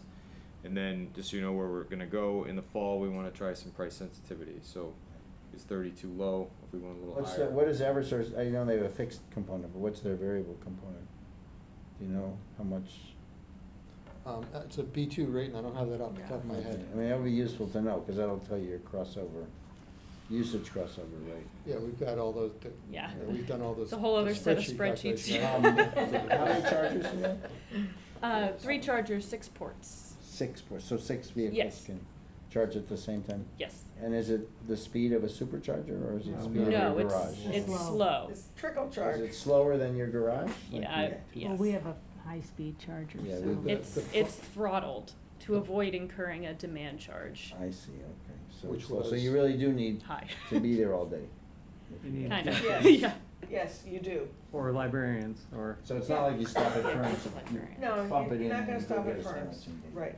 So But- pricing, Yeah. decision 1, probably in the fall, late fall. Second piece is, it was intimated when this happened that the extra money and charges would pay for eventual capital and replacement.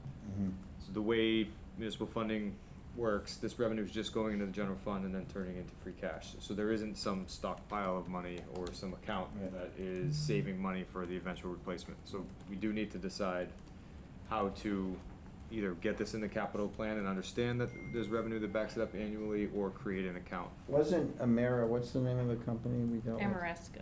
Ameresco, weren't they paying us something? Yes, but that's Apart from a this? pilot. It's a pilot, Okay. payment in lieu of taxes. Yeah. Okay, so there's no, so I guess, Ryan, what you're, I mean, if it ends up being, I commend you, and I think the data's great, but the fact is, we're talking about plus or minus $500 a year, based on this data, right? So, even, who ca, you know, is free cash or not free cash, it almost doesn't matter, right? You're not really gonna Yeah. build up a significant capital account. Well, the replacement parts for these chargers can end up being expensive, so they'll have to. Well, I know, but this isn't gonna make, exactly my point. Why bother, like, not why bother, that sounds bad, but it's great that it pays for itself and that it's used, mostly that it's used and useful. But it's never gonna come close to paying for those replacement parts, right? So the thing that needs to be decided, or at least discussed publicly, and some negative comments I've received, is that we are subsidizing energy. So there has to be, it was never supposed to be, this is in order to help the environment and provide energy to people. It was supposed to pay for itself. So there just has to be some. Okay, but again, if you pull that string, and if you were to actually amortize the cost of replacement, you might come back and say, you have to go back to 65 cents or $1. Nobody's gonna use it. Yeah, and then They're nobody too- uses. I don't see them tethered together. I don't think it makes sense to tie them together. So anticipating this type of discussion, we're gathering data in order to bring you, so we're just prepping you for a discussion in the fall about Right. how to see our energy delivery moving forward. I mean, the other experiment would be to see what, if you know, what would happen if you didn't throttle it down and raise the price. I mean, part of, If you didn't, oh, you mean, so have a. Supercharging. Supercharging, or have the Yes. option to So supercharge. Yeah, throttling is specifically because it's supposed to pay for itself. So the policy there is a defensive financial policy, not. Right. Not. But if you were offered, could you be offered the option when you get there? Are you here all day or are you here for an hour? That demand charge is a whopper. Is it? Okay. Yeah. Hmm. Anyways, not for Okay. tonight, Okay. but they were Yeah. here, so. All right. Thank Thanks you. again. Thank you. Thank How are you. you guys? All right, let's move on to the Hanscom discussion. Hey, Sarah. This is, Sarah. this is for a resolution. Just, I thought I'd Just a take little typo. a second to go over a little bit on, so Oh. Just to look we like- heard from, and you didn't have the benefits of this, Scott, but Lana presented tonight and again appealed for this resolution. On May 28th, the Select Board held the public hearing to review the LG Hanscom Field North Airfield Development Project, and the Select Board reviewed the draft environmental impact report prepared by VHB dated 2024. The Select Board extended an invitation to Runway Realty Ventures and to Massport to attend the public hearing and provide comment, but neither party of those two parties agreed to attend. The Select Board heard a presentation from Laura Zamora, of the League of Women Voters and Concord Carlisle, and Alex Chatfield of Massport Community Advisory Council and founding member of Stop Private Jet Coalition. In that hearing, I asked a number of questions specifically about the analysis of the jets and the ferry flights, and that was, and I asked for some more data, and Luana provided that the Industrial Economics Incorporated report entitled Analysis of Greenhouse Gas Emissions Impact of Proposed Expansion of Hangar Capacity at Hanscom Field, which provided an analysis refuting the developer's claims, which was interesting because the developer had said this is going to actually reduce. right. And as David said, intuitively that just doesn't seem feasible, but I thought it was important to ask about that because that's what they were presenting. And then most recently, the Massachusetts Environmental Policy Act office found the developer's analysis of potential hazards in their draft environmental impact report inadequate and highlighted 8 areas of concern, including the ferry flight claims.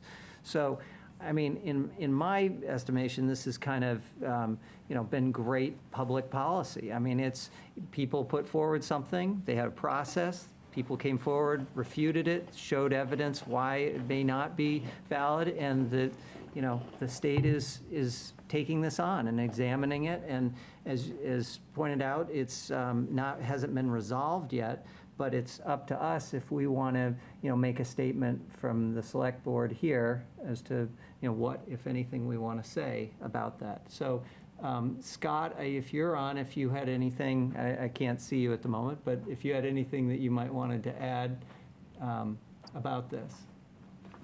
No, can you see me now? Can you hear me now? Yep. See tiny Scott. Am I timing? Is that, That's okay. Can you- Okay, we can hear you. And we can see your face. Your All right. voice Just is, a little tiny face. I'll make it bigger. so I have a question and a comment. One question is, my understanding is that the state has asked for additional information and additional analysis, and that when said analysis is provided, there's going to be a 30-day window for additional comments. So tactically, whether what we do tonight or not, it would seem like that would be an appropriate window to respond to any updated information. So I see this, whatever we do tonight, as kind of an interim step to providing a comment once, the developer has a chance to respond to the state's request. So I don't know if that informs what we do or do not do, or if we wait, or if we do this tonight. I think my comment on the resolution is, let me be clear, I support the resolution. I support essentially the language at the bottom with resolved. I think my comment is, I would prefer we just issued a simple statement opposing the Hanscom proposed expansion, and perhaps add some brief language specific to Carlisle versus signing the essentially the template that's been offered. There's some language in there, I don't want to wordsmith it, but there's some language in there that I'm not comfortable with. And I'd rather just keep our resolution specific to both Hanscom and specific to Carlisle's perspective. okay. Kate, did you have anything to add? I guess I would subscribe to Mr. Triola's point. I know, I'm always given, letters to sign for my representative and stuff, but I never sign them. I always rewrite them, because I think it's less effective, Yeah. honestly, to just, it's like, because that takes no effort to just sign on to something that somebody else has drafted and everybody just sends the same thing. I think they stop looking at them. But if they see it's a different format, it's a different letter, they might actually stop and read it. It's more effective to write our own letter. Okay. I tend to agree with that, but I also think, it's the town, we are speaking on behalf of the town, saying, we don't find, we're opposed to this. And I think that says enough, because it speaks volumes that if the town is saying that, regardless of all the details of the letter, I mean, it's not a proclamation, but it's a resolution that we're opposed to this. And I think that would, just saying that would go a long way. But, I mean, I guess my question is, if we just did the resolution part, expressing opposition to the expansion of private jet facilities at Hanscom, and simply state that it's in opposition to our town's climate goals. I mean, we can refer to the document, but just put a very simple statement in that context, I think would be effective for this purpose. And then I think we need to be prepared if and when additional information is presented and there's a 30-day window, that we reiterate and or amend the language of that. Scott, a question for you is, are you also saying that you support in the be it resolved part that we're requesting the governor of Massachusetts, that part about taking all possible actions to prevent the expansion. And the reason I ask is, while the DEP can ask for, they have asked for this updated environmental impact statement, they don't have the final decision. It's Right. the governor, it's my understanding. The governor is the only person who can say no to this. Right, so the governor is the only person that can say no. So I would like to see our resolution include that Yeah. aspect. Honestly, the only aspect of that last part that I'm not comfortable with is the "or anywhere" Yeah. language. Just not that I support private jet expansion, but I just don't feel comfortable endorsing something that contemplates something that broad. I'd rather just keep Yeah. our resolution to the Hanscom expansion. If it's appropriate to request that of the governor, I have no issue with that. I mean, that's ultimately who we're making this for.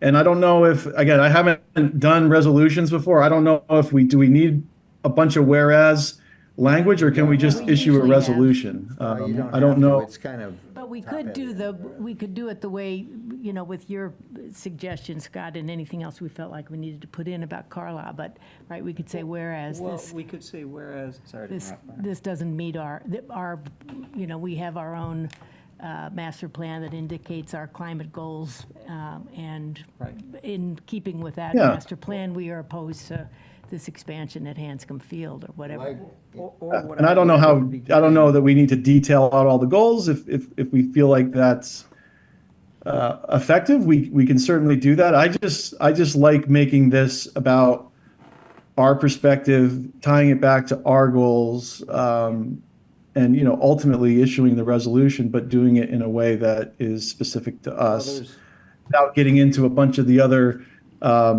aspects that I know have been advocated for. Again, I just think, to me, that's cleaner. It's something that's more specific to Carlisle. At the end of the day, it's the resolution that's important, but I'd rather have some of the supporting language just be specific to our perspective and our situation. Right, so I'd say, I kind of agree with that. I'd say three things. One is, we do have a goal, our own goal, so we should I agree with that. I think there's the second whereas, where it discusses, it makes it broadly Massachusetts, but I think in that second whereas, what we were talking about half an hour ago, all of our efforts to get hybrid cruisers and stuff doesn't amount to a hill of beans if they're gonna be tripling the jet, right? So that's a personal thing. And the third thing is something that isn't showing up anywhere here, that is much more, much more relevant or important to Carlisle and a couple other communities, is the noise. The noise, which, even if it was an electric, jet, I mean, they're quieter, I guess, but Right.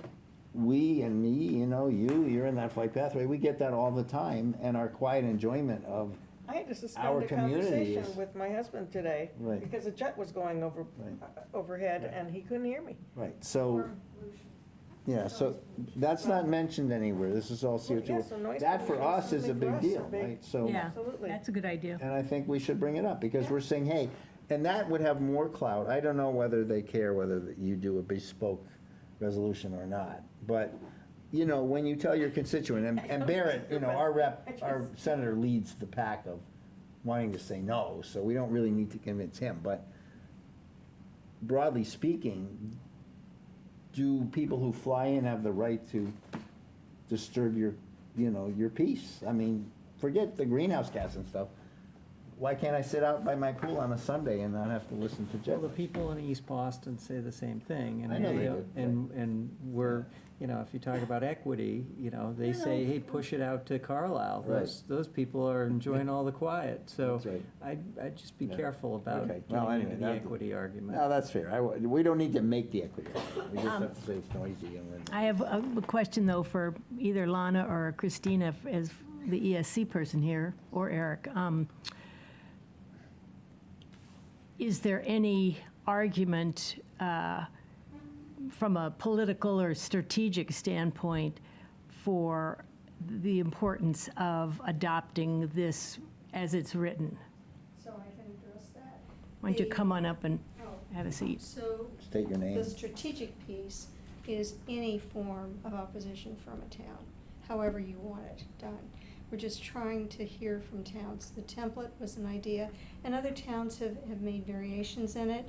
I varied a little from the original format. It was just a starting point for us to Okay. think about this issue. And I think the more Carlisle-centric it is, or based it is, understanding that there is a strong argument for this being a statewide issue. In fact, it's a bigger issue than that even. So, yeah, I think that if you want to change this form in any way to make it more Carlisle-based, I think that's important. Okay, good. Do we have to do this, and I'm willing to work on it tonight if we think it's important, but can we just, have one person We should write it? designate and then- somebody to and write then- it, Yeah. Okay. And bring it back on the 23rd. All right. And he's sitting right there Scott? in his house in You Maine. volunteered. On my house. Yeah, well, what I would propose is that we tie it directly to the component, the relevant components in the master plan, and just highlight a few of those key goals that we have as a town that, are in common with the state goals, and just articulate that and keep it brief and focus it on. I think at the end of the day, you want to be one of the communities that's in the list of communities that have voted in opposition mean to we, the paleface? proposed expansion. And that's what's important. So I think we can do a pretty simple job. I'll draft something up and share it prior to the next meeting, and then we can discuss it at the next meeting. Great, so if you wanted to draft that up and then just make sure it gets in our packet for review, that would be great. For Just- the next I will do meeting. that. If I can, I'll just offer in advance comment. So I agree with you. I don't think we should be talking about wiping out airports in the region. That's not our Anywhere in job, the right? region, yeah. And the first whereas, I think, I would say broadly speaking, just dial down the, hundreds of thousands of tons. I mean, we don't know that, right? I mean, Right, we haven't let's stick to verified. stuff we know, right? Right. Yeah, okay. Yeah. Okay. Well, and the other thing is, you could talk about what we have done as a town. I read at the beginning what we have done. We've, I think, done a thoughtful job of listening, we tried to have the other side, present. They didn't want to come, and, well, I don't know if we have to say that, but we're not just, driving a sledgehammer here. Right, We're just, right. we've been thoughtful about this. Yeah, I think it's important to let them know that the efforts we've made to get the information. Right. All I right. think Okay. I would add that. All right. And I would throw the noise in there, because we are directly affected. Right. Not only with the, the air pollution, but we also are getting noise pollution. Right, and that's not even just specific to Carlisle. That's something in common with our neighboring towns, and I think that's certainly a relevant thing to mention. Okay, Okay. great. All right, I have homework. This will happen. Thanks, All right. Scott. Bye-bye. Thank you. Yeah. What happens when you, All right, you go remote? A little behind our timetable here, but maybe we'll catch up. Yeah. We're going to move on to the goals, and if, Ryan, if you could put those up on the screen, that would be great. You're gonna hate me. No, that's fine. It's another one I thought of. Well, we can type it in there. I did send Ryan, there's a red line version that was in our packet. Yep. But I thought Yes. that turned out to be a little difficult to read just in general. But what I tried to do was incorporate all the goals, all the comments that everyone had, and if you sent me comments individually, and I put them in there. And then Ryan has a clean copy of that, and I thought what we could do is just go through and select what goals we think are the priorities, if we can cull them down, because I got called out on my own propensity to cut things down. As my English teacher once said, good writing should shrink like bacon, so cut out all the fat, right? That's a good line. So you want the edited one or the, The clean one. right? It's the same one, it just doesn't have the red line, so it'll be, and I think we can just go through, it just says the same draft. So, and if you wanted to pull out, what page is it on here? It's page 50 Okay. in the packet. All right. So Carlisle character, The fire station, is that, Yeah. something we all kind of agree to? And- Yeah. Just one quick thing, though. Isn't it an on-call firefighting force, not a volunteer firefighting That'd be force? good, make that, yeah. Because I think, right, there's a distinction There's a- between the two. Okay. Maybe in real time you can change this.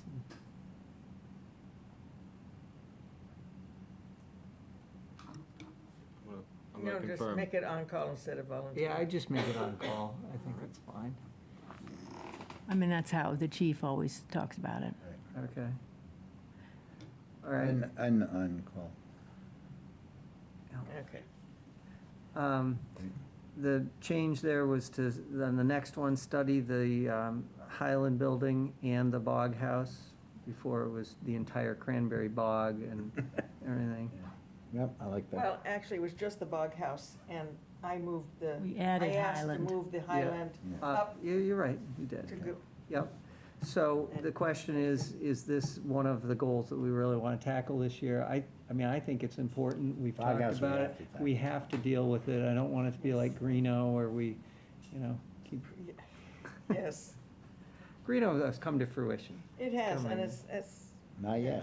but, Um, okay. Okay, so we're going to commit, and this, part of this is really what we're doing is also shaping where we want the town staff to focus their attention this year. Yep, got it. Okay? Review and implement a more comprehensive strategy and policy for prioritizing CPA funds. That was Barney, I think you had, and that's something we need to do just because we've been reprimanded or whatever for. It's in the Well, works. It's- Yeah. It's also, I think, there's a change in ethos in that committee, that rather just being a gatekeeper. Reactive, yeah. Reactive, they're thinking about being more proactive and Yeah. doing more forward planning, as we are trying to do here. The one thing that I wanted, and I'm not sure this is where it goes, but one thing that was identified in the master plan, and which we had as a goal, maybe last year even, but definitely the year before, was the idea of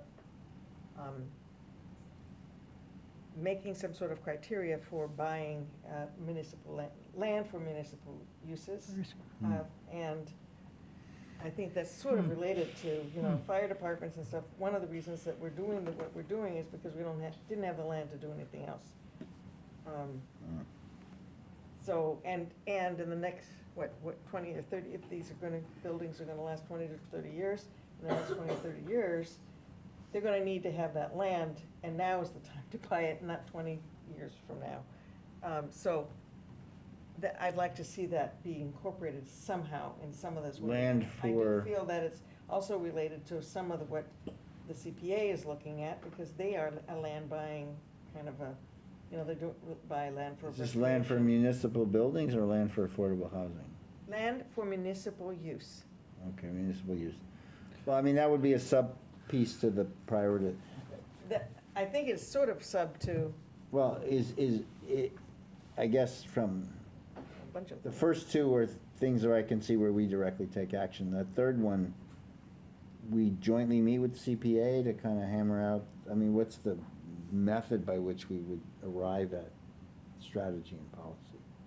Have them work it and come back to us, or work it Yeah. together, or what? Yeah. Yeah. I think as a board, we have to set the town's priorities, and okay. so CPA funds are really a town. So if that's one of the ones is Right, is buying that how land, then you that would be in Think there. about it or not? Yeah, certainly it's a town resource that's, dedicated to some very specific purposes, but, so yeah, I mean, I think it needs to be included in the overall, really financial sustainability, right? But that's fine here too. I've forgotten why we put it under Carlisle character. Oh, I guess because it has those specific things up top, protect and those are the open space, agricultural, heritage, recreational, and conservation are the things that CPA funds. I guess that makes sense then, yeah. Yeah, well, you're right, it could go in either category. But that's fine. Yeah. I want to go back, though, to the study, the Highland Building and the Bog House. Yep.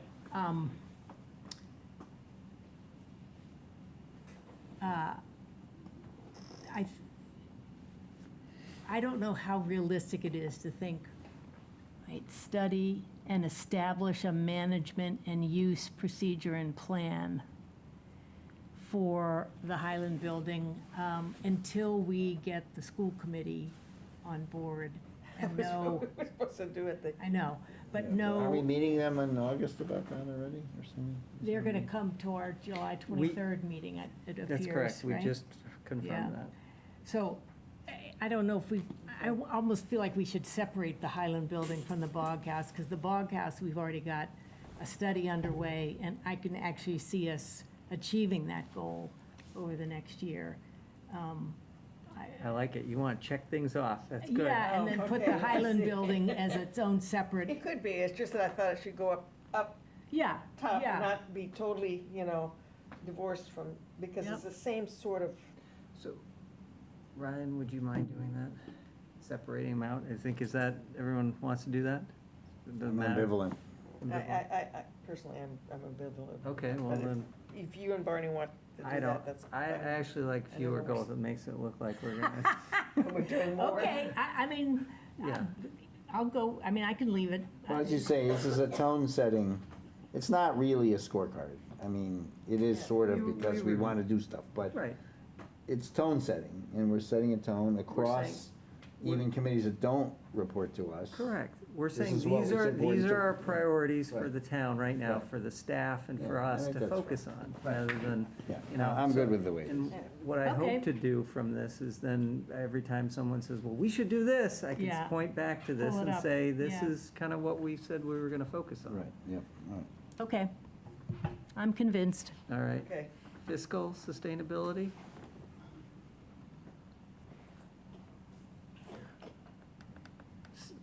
Promoting resource sharing, Yep. we're doing that. Review and Yes. establish performance review system to be utilized by all We've departments. kind of done Merit that. compensation, is this a priority for us? Or, yes, it is. okay, It is because it's important to have uniformity across all departments as to how people are being evaluated. Right. It's important for sharing services, that I think it will contribute to team building and the feeling of belonging for staff, that they belong to a broader place than maybe just their individual department. I think it's really important.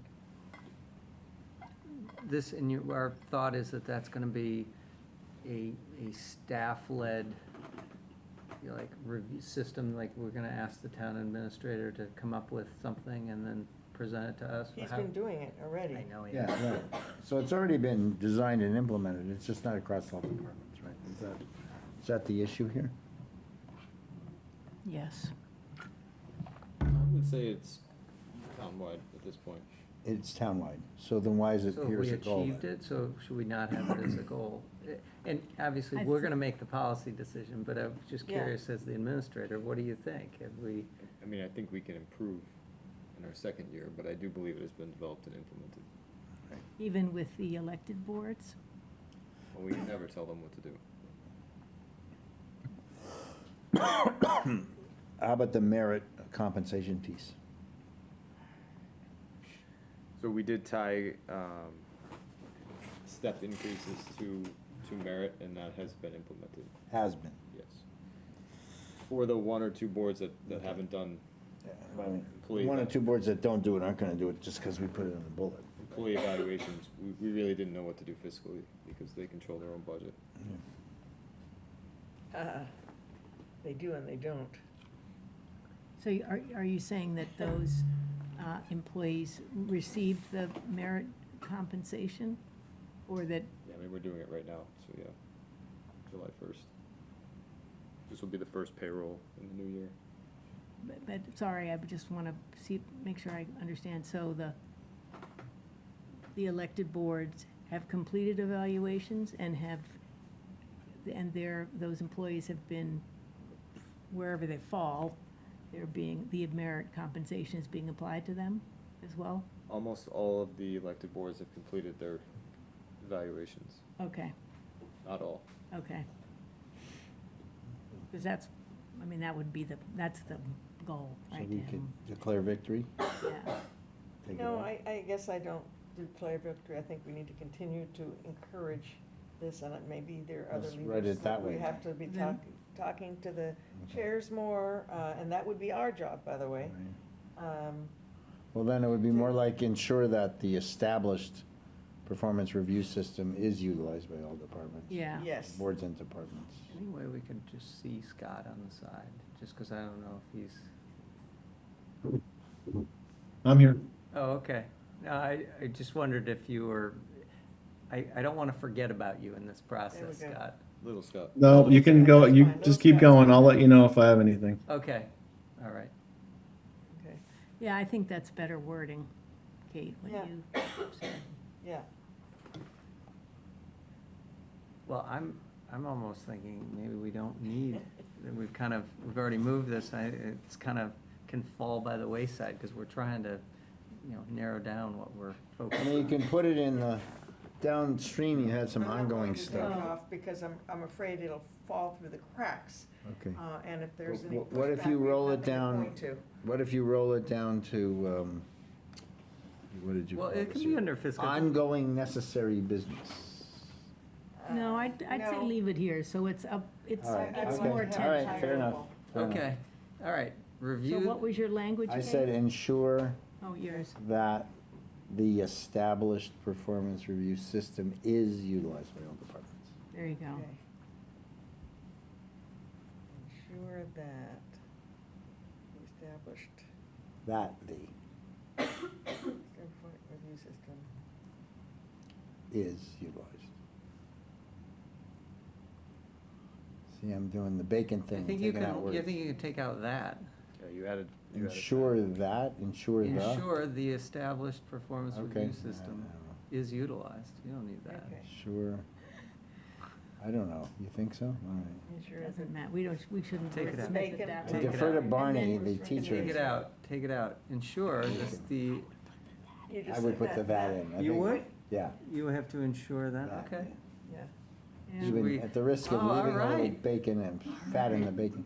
What about the second This part? is great, we're polling the audience. This All right, is so- like phoning a friend. what is- I you would- guys are good writers. What do you And I think you think? can get rid of the second sentence That, there, okay. though, Yes. right? As part of this, evaluate use Yeah, of we, merit because they're already compensation. doing Yeah. that. All right, great. Get rid of that sentence. Look at that. We carved out all that bacon. Okay. Okay. All the fat, all right. Review the revolving funds we're still on board with, I take Yeah. it. Yeah. And, what was the last one? Cybersecurity, yeah. Oh, yeah, the So cybersecurity, do yeah. you need to have that after ensure as a, I don't remember the. Ensure that. I mean, it's more grammatical, I think, actually. I Says can't, what rule? I don't know. Says what rule? the Come Model on. rule. I don't know. The internet I have is, a I'm question on Googling that it. The last internet one. is split on this one. Somebody's Proper to talking. say ensure What did you say, Tiny Scott? I'm getting my phone too. The internet is split. There's lots of articles on, do you need the word that? Well, Okay, we'll put Okay. one in All right. and leave one out. Okay, and fair enough. We'll split the difference. So, but Okay. on that last bullet, I do have an actual question, which is, there's really two things here. I just want to make sure we're clear. So we definitely need a robust cybersecurity, or that we have robust cybersecurity. I guess that's what that's saying. And then there's separately, so the goal of a cybersecurity plan is to prevent an attack, right? But then but if they do get in, what do you do to mitigate do we the have the damage? emergency management plan of Yeah. how to deal with that? Right. So are we asking the town to They're kinda then two different things, focus on though. this, these two things? And Yeah. saying, this is an important thing that we need to, Yeah, because this is about resources. and right. I but- think it's really important. Yeah, no, I'm not denying its importance, I totally agree. So, I think it's okay, I just want to make it clear that, on It's the two one hand, you parts. put in a preventative mechanism, whatever, two-factor authentication, and all this and that. And then the other one is things like backup storage and, I guess, right? To make sure that you never lose data, even if you get attacked, right? Isn't that It's essentially? kind of two things in there, at least that's how Well, I I'm read it. okay with two things. Since we're setting the goal, I want to make sure there's clarity on what the goal is doing. How will you measure this? Well, if you don't get attacked, that's a good thing. And if you get attacked and you still have all your data, that's another good thing. That's how you make. I think that the last year you reviewed, or maybe your first year, you reviewed this, and we had that report, didn't we? That someone analyzed this and thought that we were actually doing pretty well as a town. So we've kind of analyzed our cybersecurity, but I don't know if we have a procedure or plan in place, what we do if something happens. Do we know, are we willing to pay ransom? Are we doing, like, do we have the Let's put in our policy, we're willing to pay rent. We don't negotiate with Up terrorists. to $1 million. We've reserved $1 million for good financial planning. So, I'm glad we made Julie laugh. There's She's two- like a big gotcha over there. Wait, Ryan, what do you want? Two things that I would like to focus on would be part of my response to this goal. Yeah. So first is continued employee training, like formal, Yeah, make sure, because employees are our biggest vulnerability. yeah. Because we have pretty robust cybersecurity Mhm. on a high level. And then I've stopped and started disaster planning probably 6 to 8 times depending on the priorities of the month. So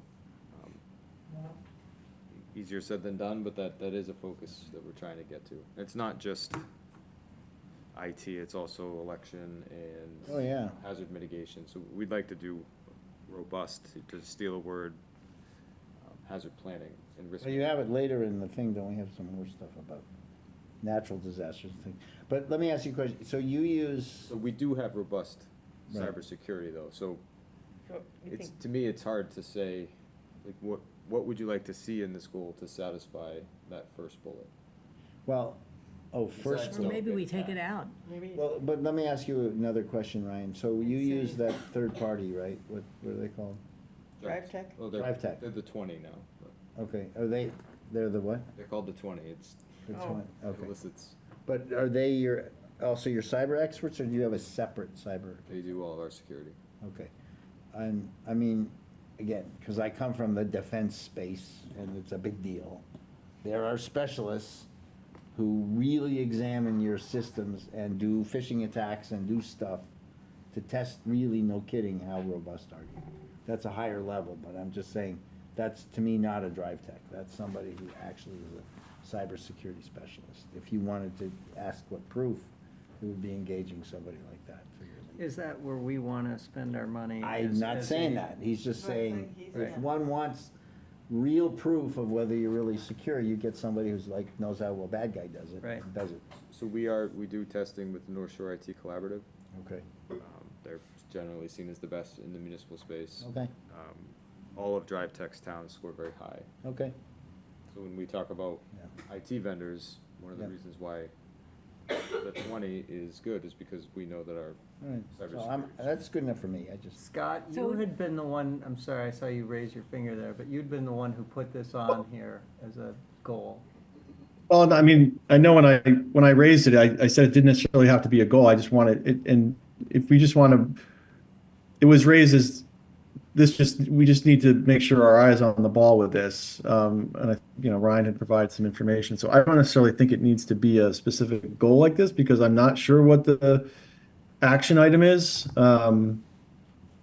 So again, maybe this just falls under ongoing additional business, and we just make sure we check in and we're doing the right things. I'd be in favor of I think that. that's a good. That's a good thing. suggestion, 'Cause yeah. that way we still have it on the bottom, it's still on the list. Yeah. It's important, but it's not a specific And it sounds goal like with the- deliverables that we're working toward in terms of our committee. And it sounds like what we could support is the hazard mitigation plan, Yeah. right? Yeah. Yeah. Because the That- that- first part, well, we the, feel we've got a good security system in place. is the jumping down environmental stewardship, the bullet that says, support and finalize the municipal vulnerability preparedness study, that one is just for climate-driven disasters, it's Pretty much. specific. It's utilities, power, I mean, has Well, I mean, municipal I mean, vulnerability. we're talking about could be- cyber, but we're also, you mentioned that, I think you mentioned that it could be just system down. I mean, let's say we get a big hurricane because we're Mhm. global warming, right? Knocks out all of our IT system, what is our plan? Is that, would that fall under that stewardship bullet, or would that be under this one, or? Yeah, let's put it on as stewardship. Cut it down that way. I I don't mean, know. including cyber or whatever. Well, I'm But just it saying. actually, there was really the municipal vulnerability preparedness study. It was specific to that program. That's what we raised the grant or Oh, okay, Julie so did. that's really just a It's specific thing for a specific grant. thing. Okay, Yeah, fair enough. I would put it down. I would put it down with the Ongoing ongoing business. necessary business. All right, good, done. Good. Ryan, would you move that, please?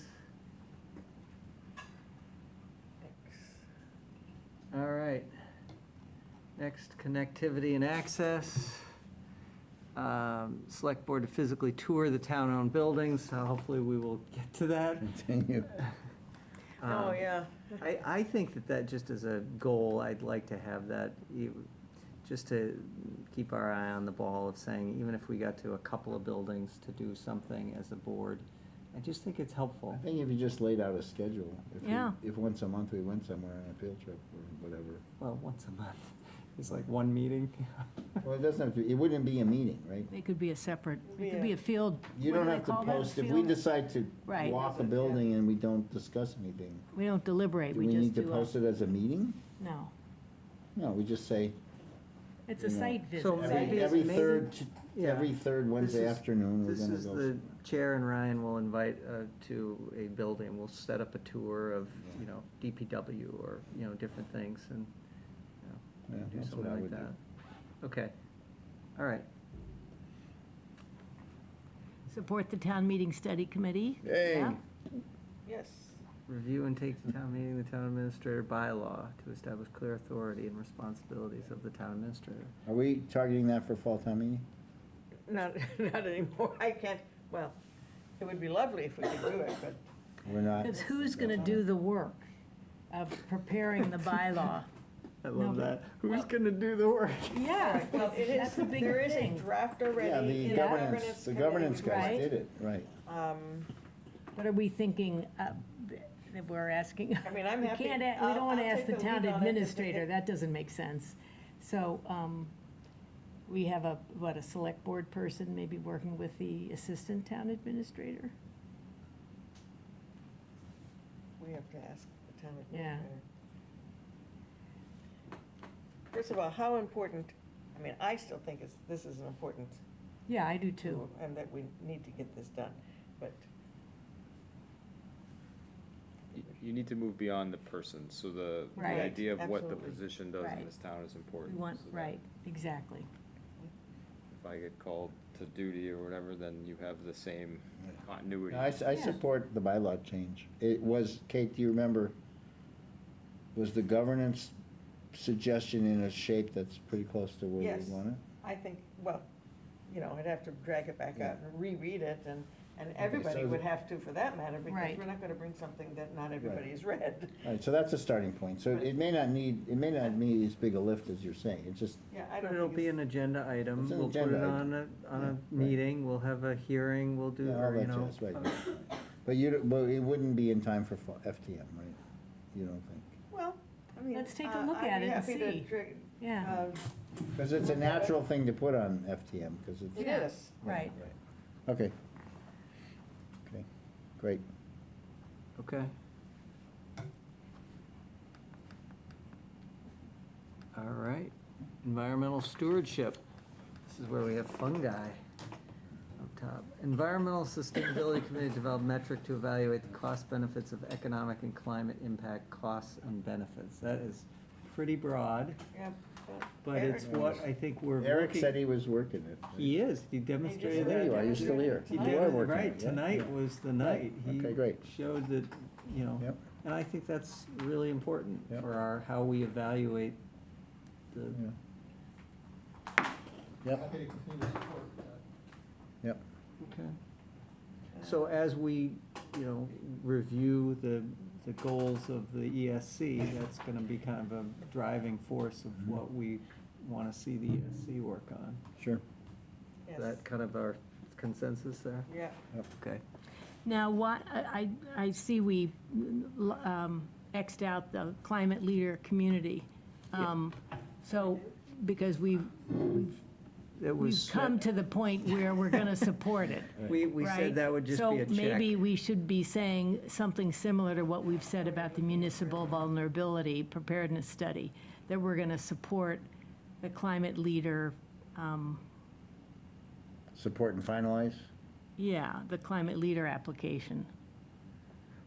We only took it out because we were so far down the road. We thought we were gonna do this before these goals were actually finished. Finalized. And that's why, I don't remember who. Well, I mean, if it's suggested taking it signaling out. value, I don't That's what I disagree with was Barney. If thinking. it's signaling value, Yeah. you put it in, and Right. then you can show people, not so much that we And- pat ourselves on the back, but that we elevated. We Right, say it was an and- important thing, and we've taken action. And it also explains, explains why a fair amount of staff time is being devoted to this. Sure. Right? Because this Sure. is, Then, this is a document that's gonna then drive. unfortunately, you've gotta find that and put that in, right? So support Well, and you could finalize. just change- combine it, aren't take you, the- take Mr. the, Combo Bullet? Well, just take the bullet point at the bottom about Travis, right? municipal vulnerability and And change the- the wording to No, and just put them together. climate leader. And the, Well, we don't need to evaluate and implement its recommendations, okay. right? well, we kind of do, but, don't we? Well, Okay, So just support say and support- finalize. all Yeah. right, fair Are enough. The we good climate enough? leader- We're along the way on that. Town's Okay, climate leader, got it. yeah, that's Yeah. good. Okay, I'm good with that. all right. Caring community. Scott, you're good? We haven't- All good. Well, we skipped over a very heated bullet. Bullet Yes, we number did. 2. Which, And- wait, Oh, where the are you? underground Study water the underground supply. water. Right. Oh, yeah. Yes. Yes, I think that's super, super important. Right, so do you, I mean, I support it. I think what we have to do is circle back. As I recall, there was a lot of skepticism at the BOH level on the efficacy of such a study. But I think we gotta look at that, right? I Well, Yeah, presume we should look at Julie, you were that. saying, yeah, that you've got some information from, I've forgotten who, but they thought there was some, The state is allowing us to shift the scope Oh, of good. the subsurface hydrogeology Good, grant to okay. accommodate like this re-emissions study. Okay, so who would design that study? We'd So, engage a I consultant. talked to Horsley Witten Group about whether they're experts, they have like experts in these fields, could like help us scope it, and they said yes, it was a fee, of course. And Yeah. then just scope it for us, and then our GIS consultant also Oh, good, helped, okay, because there's mapping is gonna be critical to this yeah. study. So, Are you thinking of convening a working group or, stakeholders, working group, whatever you yeah, wanna call it. right, to Um, parameterize the, Yeah, Okay. I was actually thinking about that today, so I couldn't Yeah. spend the money until this fiscal year anyway, but now Yeah. it's this fiscal year, so. great. No, that's great, actually. Yep. Okay, Does that all fit under fiscal sustainability too? it's okay, it's good where it is, environmental stewardship. No, but I meant, we've gotta balance all these Yeah, things. I know. Well, Julie's getting a grant, so. All right. Got the grant already. Yeah, we've already got We it. already She's got it. just amending the grant. yeah, Right. adding this to it. Okay. Caring community. You view the community spaces in town and work with the COAHS to identify strategies for enhancing the Carlisle community. Barney, that was. Seems odd to just single out COHS for that. Yeah, so this was, my thinking about this was more how to meet some of the needs of that have been expressed by the COAHS. To include trying to address some of their needs. And so, yeah, I don't know if identifying strategies for enhancing the Carlisle community Yeah, is exactly it, but, What would you say? yeah, I'm just thinking about, I would say Carlisle Community Spaces. Yeah, I'm not sure I like those guys, but that makes it sound like more of a senior center. And what's happened is they're having a series of meetings where they're sort of senior center centric, Mm-hmm. but Yeah. we've got to steer it towards a community center. Well, and the thought is to review all the spaces in town, and maybe that Yeah. there are, ways we can piece them together rather Right. than, Right. Well, but maybe, do we want to? maybe we say work with the appropriate stakeholders rather than singling out COAHS. Well, you could think, there's not that big of a group of stakeholders. How about- I mean, How about you just review the community spaces in town Period. and work, and identify strategies for enhancing Carlisle community. That's sort of enhancing- bland, though. It's Yeah. like saying- And how do you measure success? Like, what are we doing? Right. What is this?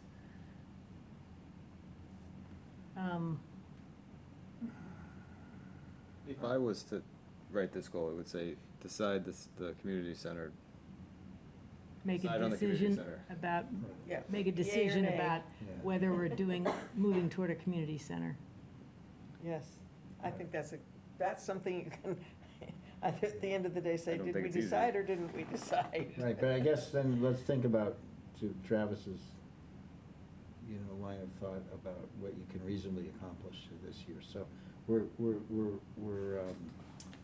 well on the way to the police station. We have a fairly steep hill in front of us on the fire station. Mhm. They just introduced, my friend Eric, who just left, just introduced a few hundred extra $1,000 of cost tonight. Or, we don't know if it's Well, cost or maybe did. savings. Well, maybe not. So- Operating savings are not the same as capital savings. Just saying, right? So, anyway, we got a hill to climb there. And then, if you were to say, weigh in on whether, community center theoretically is next on the list of No, major. DPW might be. Okay, there you go, so it may not be next on the list. Right. And in that mix is an extra $500,000 for roads, or, who knows Right. what, right? I mean, there's all these other things, so. Right. I think it's ambitious to say we could decide on a community center this year. I think there's a lot more we have to know about where we're going financially. And it's also, goes back to my other point about where we don't have no except for municipal land on which to site this thing, Right. most likely. I mean, there is, I want to say, it's not Benfield, it's the other one that starts with B. Banta Davis, thank you. Yeah. It's getting late. Well, There's Banta Davis, but Vanessa then Maroney's there's a lot project of, there, right? there's a We'll lot talk of about that things that want to go on Banta Davis as well, Right. know. Well, so I like the one you had above, right? The CPA and the, let's think about buying land and where we would buy land, or what properties maybe we would buy. That, again. That's probably the logical first step. What keeps me up at night strategically is, if you think about the four, so you have police, fire, DPW, community center. Yep. They complicate your previous goal of Bog House, Highland, or at least need to complement. Right. Yes. And then, if you answered those four questions, I think you could figure out the rest. So I do think those questions are in the way. You're saying, I didn't quite follow. If we answered, well, we've answered two of the four already, right? Police and fire. Right, so you're saying answer the next two of the majors. The And what reason- does Bog House and Highland have to do with that? Because they are part of the solution mix, and if they're not, or they are, then Are they? Well, you don't know. I mean, We don't know. Remember Part of my the little, pool of- my little screed? I mean, it depends upon whether you feel you need a centralized community center or Right. if you can have a spread out. Distributed one, A right. distributed one. Right, Second, from a staff perspective, adding and subtracting buildings will be part of this 2050 decarbonization goal as well. right. So Mm. you need to think about the total inventory. Mhm. So while I agree with adding for municipal purposes, you also want to think about subtracting. Meaning take them out of commission, I mean, if you're going to add like green out them. 200 more in carbon use, Right, where's that going? right. So Bog House and Highland showed up in the Carlisle character or something like that, right? Well, In Right. a way, a community Because- center would contribute to the Carlisle character or not, Okay. depending So on. I thought they were in Carlisle character because of their historic folkloric significance. Is that true? It's somewhat subjective. Yeah. You know, you can put it wherever you want. It's, Okay. you gotta- Well, but No, but I mean, it the does arguments fit of the- under the first two lines of Carlisle character, Yeah, is which come for the heritage. master plan, yeah. Right. Those two buildings fit those. Right, that's the Whereas- thing, so. Whereas they- the community again, center and I've- does not necessarily. I've mostly been a fan of decommissioning. But there's a strong emotional component in town to preserve those buildings because of their history. Yes. It's probably not the most fiscally responsible, and it may not be the most environmentally responsible either. Oh, it's probably on the environmental responsibility, yes, it's heavy there, It depends what, yeah, okay, yeah. fair enough. So, Reuse rather than Reuse tearing them, down. Yes. it depends on how much you gotta put into it, I'm Well, telling you. but, I mean, the bog house is Sticks and all bricks, wooden, remember what, and that's a lot of sequestered carbon right there. yeah. Okay, so anyway, back to Brian's, statement. So now we have 6 things, so somehow we gotta corral, I mean, are we talking about a more comprehensive evaluation of these things? It's hard to, if they're all tethered, it's very hard to start, because you have to consider them all as a unit. DPW will not use Highland or Bog House, right? Okay, so it's its own thing. So really, maybe what we have to do is, the concept of a community center or centers has to be tied in with Highland and Bog House. Not to say they have to be the solution, but they have to be evaluated in the process of a solution. To channel my John Valentine, the Yes. total cost of this pie will shift around based off your decisions. So the fire station, although settled, the cost is not. Right. So that, Okay. if you are going to do X standalone building or Y standalone building, then it's gonna eat into that capacity, Right. assuming there's limited resources. Okay. So, back to the Carlisle character bullet, which we said we wanted to do. Study the Highland building and Bog House and establish a management and use procedure and plan for future maintenance and use. I mean, you'd have to decide what you're gonna use it for, is what that's saying, right? Yeah. Are we ready for that? And maybe that's enough for this year, and then, if the use is community, then that's I what it think is? that those 2 buildings would be good to focus on, is my Right. personal view. and Before then we embark on Before something. we embark on I'm the with that. next. Building thing. a I'm new good with one. that. Yes. I'm All good with right, that. so let's agree. just focus on those 2 buildings, figure out what we're gonna do with them, And take the community center out. and take, well, you're right, take it out as a bullet. Okay. Now, since at least until tonight, I was the COAHS rep, they are trundling along with planning meetings. They have another one next Friday, right? So do they need to be Well, there's a told? lot of things they can do from a They plan. can do private Yeah. fundraising. Okay, I wouldn't stop them from doing that, would you? okay. Well, only if your conclusion of Highland or, well, not, probably not podcast, but if the conclusion of Highland is it becomes a community center, you don't want to be at cross purposes, right? I don't think Highland will ever become a community center because it does not have adequate parking. Okay, great. During the day. I support that. Right. Okay, all right. Okay, so let's take that first bullet out, and then we study and initiate a plan for Benfield. We know that We've gotta do Benfield is a that. challenge Yes. in many respects, and we need to have a plan. Is that something that we're gonna look to the town planner? How do we, I'm asking our board, not the town planner. I'm not, I'm asking our board. Did you It's a see tar her head baby. come We- up? The amount of work. We give that Julie all the difficult The amount of problems work in that the Julie is schools. doing, that's why I'm thinking about this, because, you If know. this is a goal, it'll be Well- me probably. Yeah, It'll and I be would you? say it's not real, yeah, I would say it's, right, it's Yes. more a dealing with the current owners and figuring out, Okay, right, how we're gonna make it financially viable. Yeah, and what our options are Yeah. with it is, Yeah. you know, as far as taking it over or doing, I mean, whatever to understand that and work through those. We own the land and the and building? lease it, No. they own the building, They own the building. We lease. We lease them the land. yeah. but when they run into trouble, we bail them out, basically. Right, and we have to, as a town, I think, as a Because they're board, we residents. have to Yes. resolve this. We have to Yes. figure I out don't what disagree. is our I don't solution. We said that at town meeting, we were gonna do this. Right. All right. Actually, I don't want it, I think that's unfair to say that when they run into trouble, we bail them out, because we have not bailed them out. They spent over $600,000 on that leaching field. Yeah. We contributed some. No, that one I know, Yeah, but but we with the put- garbage Put and the- handicap doors on. Yeah, there's and stuff, right, couldn't yeah. do- No, we didn't. Didn't we? Yeah, You we talked did. about No, The we door, got open the it, open CPA and money close that it. we just granted, The yeah. CPA Right, Okay, but well, that's that's town still money, money. that's town Yeah, money. yeah, This yeah, is- no, no, this I'm is- call it our I money. understand, but Clarifying. I just. Okay, maybe I was think- overly I broad. think we need to be careful about how we talk about these Yeah, things, and that yeah. is a little Okay, I more than I withdraw, can tolerate. I withdraw that comment, I apologize. But we are subsidizing to some amount, even talking about it, spending administrator time.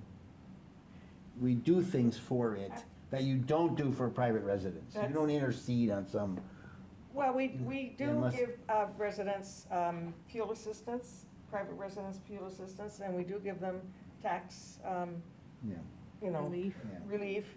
So it's not just Benfield. Right, Yeah. we are a caring community. We- That's we are why a it's caring under there, community. and So, and that's that's why why- I don't want Benfield to be the one that's like, It's not the fault of the residents. it's not, The absolutely management not. issues are not the fault of the right, residents. but we're the people, I think, who can solve it. Right, Or and so we help should solve it. it. And That's so right. All right, the so what's the question is, bullet want to say? Do we leave it? Just leave it that Study way? and initiate a Yeah. plan. All right, And got it. then, you Yes, know, I think it's perfectly well.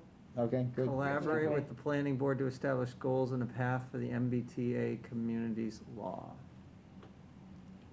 Okay. Is law is the right word? Is it a law, Yes, it is a Legislation. 3A legislation? legislation. Right. Legislation law. sound, You want to you like legislation better? I don't No, know. no, Doesn't no, matter. law is good. We know what we're talking about. And study. Study the rental assistance Uh-huh. program. Who- We need to do how- that, because remember, we just funded it out of CPA money, but through June of next year. Yeah. And so we need to look at whether It that's was something. originally funded out of ARPA money, Right, Right. and then right, we picked up the balance CPA picked up for this the next year. balance. So the question is, are we as a town gonna? Some of that is getting alleviated, honestly, because as some of the residents age out and they get new residents in, they're requalified and then they can actually afford the rent. What happened was during COVID, because of the way this particular property is handled, it's not through vouchers and things like that, the rent kept on going up even though the residents' income went down. Whereas at Village Court, the rent Right. floats at 30% of their income. So if their income goes down, the rent goes down. If their income goes up, their rent goes up. Whereas that's Right. not the case at Benfield. So as people are dying or moving, they're getting in new guys who now can afford these Right. things. So that problem should be alleviated, but it should be looked at Right, and studied. And I'm not saying it shouldn't be looked at, but Great, I'm just trying to that's tell what you. we're gonna do, okay, right? good. Everybody on board? Okay, and then the ongoing necessary business is just kind of the catch-all of, so we don't forget about, Right. you know. The other things we wanted the other to do. thing. Yeah, I mean, it's Yeah. obviously it's the roadways we talked about today. Yeah, David added, work with the finance committee to arrive at a budget, those are Yeah, things well, that we were gonna do I'm anyway. not sure I we would forget say- that I one. would say the one below is quite Meet ambitious. with all boards and I would say committees, meet with as many boards and meet with- committees. as meet with some. possible. How about Meet with some? some, there you go. Some boards and committees. Yeah, Boards and because- committees. Right. All right, Or we could say reach out to all board. I mean, we may not meet with everybody, but we should be touching. and then Scott, I'm sure, is on top of this allocating the remaining ARPA funds. engage, oh, nice, Brian, that's good. Yep, There you All- thank you. With all? Well, Sure. just with boards and, With other boards- boards and committees. Other, yeah, that's great. There you We're go. cutting ourselves some With slack. that. Good sense of humor at this hour. Yes. Okay, Other. remaining ARPA funds. 'Cause we are That's on by board. July 31, is in the end of this month? They have to be No. allocated? Or December. is that supposed to be That's Scott That should be would know. December, well, December? yeah, I don't know where the July 31st date came Okay. from. Give ourselves some room. Yeah, Well, yeah, I would remove that date. We're not going to be allocating the remaining funds by July 31st. That would be next meeting. Okay. Got it. Okay. All right, good. and then We're we're good. gonna put the, okay, All right. so are we all in agreement that Yeah. these are our goals? All right, Yeah. I move that we adopt these goals as getting late. I presented. love it, yeah. Yeah, you did a good job, Travis. Thanks. Yes, All right. thank you. So we had a. Voice vote. We have a Roll motion, call, roll I'll call second vote. the All right. motion. Roll call vote, please. Arnold, I. Modell, aye. Reed, aye. Snell, aye. Triola, aye.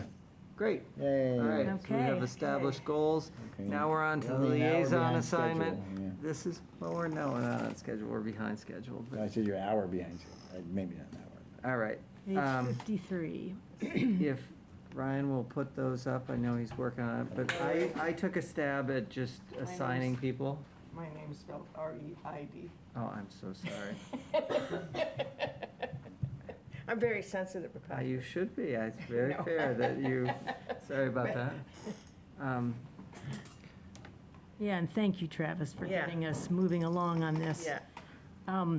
I went through and just counted, and I know some, you know, as we've said in the past, some boards are a heavier lift than others. So you'd like more?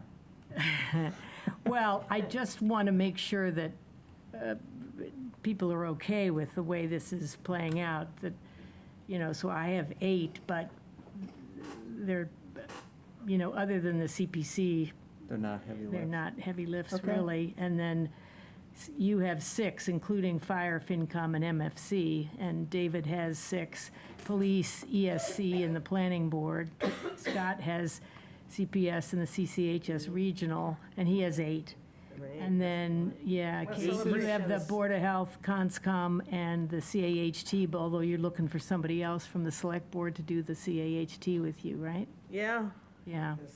So I just want to make sure everybody. Barney, any suggestions, or anyone else on the board Well, here? or if somebody Do you wanna is looking at what trade they- any things, or give them up? Yeah, I was I'm just- amenable to, if you want to go on the COAHS board, I'm happy with that. If you want to, I'm just raising it to Yeah, see if okay. there's somebody else that feels like they maybe have more than they want to take on and just want to make a swap of something. Scott, how about you? Oh, I can't What's hear the, you. I mean, I'm familiar with the role with regard to the CPS and the region from FinCom, from a budget planning perspective. How heavy of a lift are those from a select board perspective in terms of just ongoing, Which ones are Which you one asking we about? didn't hear you. the school committees? Oh, the school They committee. meet once a month. Actually, David should probably tell you, he just stepped out, but he was the regional rep and the school committee rep last year. Okay. But It's if pretty it's, not- important. it's important to keep, you know, especially if we're going to have discussions about the Highland building, and, you know, you'd be kind of the liaison working on that. And also the continuing kind of sharing of resources, Yep. right, where we're. I just don't know if I can make all the meetings and sit, I mean, I wouldn't intend to be a de facto committee member, so I would coordinate but I wouldn't necessarily sit in on every meeting. It's hard to hear you, Scott. He's saying he can't. I wouldn't plan on sitting in every meeting. I don't know, do you think that's required to attend all the meetings? School committee School and committee, regional committee. Regional, definitely not. I So would talk say about your commitment, or what is the commitment? So I would say schools is, it's once a month. well, they only meet once a month. You get the agenda, a lot of times it's the art show and Yeah. stuff, you don't need to be. I think you have to pick and choose the ones you want to be part of. They're Okay. hybrid, so you don't have to go. I would have the conversation with Sharon, you know, or like in advance of the meeting about what, you know, what's being covered, and to kind of decide for yourself. Yeah. You know, which Okay. parts you want to sit in. Again, often not the whole meeting, you just, you know, pick and choose. Yeah, The region Okay. is tougher. The region, we're such a small, I don't know. I don't think that Yeah, we should be there. we should be at the region. I think so, yeah. Yeah. Because we're so that our representatives don't feel like they can be, Yeah. moved over. Last year, the Yeah, FinCom that's a and fair the statement. select board, and the two select boards, the two FinComs and the two select boards got together and stood up to the region and advocated But for us. again, most of the time, it's not gonna be about that stuff. Okay, yeah. I mean, most of the meetings, I've been in I see what you many, mean, many yes. regional meetings. It's curriculum, I mean, it's Yeah, yeah, yeah. important, but it's not Carlisle Select Board. Correct, it Yeah. does not, I've, So again, I think you have to, I mean, the Yeah, admin okay. down there, I forget her name, but she's very good. So you'll. No, get the agenda. I don't mind making the connections, going to the agenda items that are important, all of Yeah. those things. It's just, I don't have the time to be a de facto committee member, but I certainly can manage it like I've managed it from a FinCom perspective, although that can be more heavy lift, but I don't have a problem with that approach. I just, would it's just a think step. the best thing and the most important thing is the relationship you have with the members on the committee, more of a committee-to-committee relationship than sitting in the committee, those Yeah, okay. conversations that we were talking about, so. Yeah, I think so. I think there are times when if you're at the meeting and issues come up, again, not so much a region, because they really don't care, but the Carlisle committees do care what the select board thinks and what message would be taken back or the other direction. Yeah. So, but let me ask, Travis, was your goal here to like shift the mix to give people fresh? It was, because I think everyone kind of gets so complacent Yeah, no, I don't in the disagree. same. Okay. And I think it's helpful, and I thought, Scott, I just put you at the school because I think, it's kind of an interesting place to start, Yeah. I'm throwing you to the lions, not really, but Well, if he's No, saying he has too much, if you, I mean. No, I've done Carlisle Public School for FinCom for 9 years, so I mean, I know, certainly know Okay. Jim well, I know the Is different, it- so is I'm there not something else you concerned about prefer? that. I'm fine with that. I think the region I've never done the region. That's a little more of a black box to me, but I'm happy to do it. Okay. Let him try it. I mean, the other ones that you have on your list, Scott, I don't think are gonna be real heavy lifts. Cemetery Okay. Task Force hasn't even been created yet, has it? Cultural Council, the players. Yep. Okay. So I don't think that'll be a big deal. And celebrations, nobody. Yeah. I think. Well, that- no, I'm happy I to do that was one. liaison. Anybody So- there. Did you, Yeah. they don't have They meetings. didn't, yeah, I mean, I had a couple of conversations with them, because they wanted to come and but the present. Yeah. 250th is coming up, so. The 250th. So Yeah, there that's may be a true. little bit more, The right, 250th the is 250th actually- anniversary. that's- Yeah. You want to do that? That's fine. Do you want to do it? No, that's I'll fine. take it, I'll take I'm it. fine with all It's these. Too much, because that's gonna be a big deal. Yeah. They're expecting 1 million people And to we gotta descend put- on Concord. We gotta change it. So Scott, are you, What? did you hear that? What? That David is saying he would take the celebrations committee because of the 250th anniversary coming up next year. Okay, It may be more work. that's fine. He just wants a tri-cornered hat. No, no, what we really need to coordinate, Tri-cornered. Oh, I would say, my understanding is Lexington and Concord are way ahead of us. Yes, they Oh, are. big time, they've Oh, yeah. raised a So lot we of money. should like I've been- figure out what they're doing and how we can support it. Yeah, Well, I've Scott reached out Evans to is kinda Scott like- and yeah. Heidi and asked them, you remember they came to us Yeah. and they Yeah. were questioning whether they should create a subcommittee, and and they said, well, we'll let you know when we want to come back, and I reached Alright. out to them not long Okay. ago, and All right. All right, said is they're not there ready. anything else besides spelling Reed's name correctly, which has gotten changed? Thank you. and Um, changing. Is there anyone else? Triola. Any other Yeah. thoughts? Does anyone want Go up above. a little. to meet with the fire chief? Well, I was gonna ask you, so you separated I just separated them police out. and fire. I had them where they together had them last together, time, And it was you, so what's your thought on that? that I didn't want to spend as much time. Oh, you, That's okay, why- but you I don't think it's one don't person think should it's- handle both, they're not really. No, you can, and I think, any one of us can call up any of the chiefs and just Right. talk to them and get a sense of what's And going on. what about dispatch? Isn't that, You gave that to Scott. no, I mean, as We a, used to do, this is Separate. new. We This didn't was used to on the do list dispatch. that I got from Gretchen yeah, initially no, on that's all the correct Okay. list, but, well, yeah, okay, I think it's fine. As far as that, Scott, what, we have fire, police, and then dispatch, and it's just to be kind of a point of contact, so that you maybe check in, not every week, maybe not even every month, but, you know, if there are issues that we're talking about, just so you've got to, Yeah. you know, handle it. Okay, it's okay. And I do see Yep. our TA looking at his watch, so I know I've got a that. message. It's a Oh, okay, message. all right. Well, I was just thinking, I'm occurring, Are we you gotta going stay yet? on target here, and we're Right, way that's- beyond. Okay. Is there anything else, Scott, you in particular, because you had some questions on it, but anything, you know, Barney, if you wanted to take on anything more, because you feel, No, I was just raising it.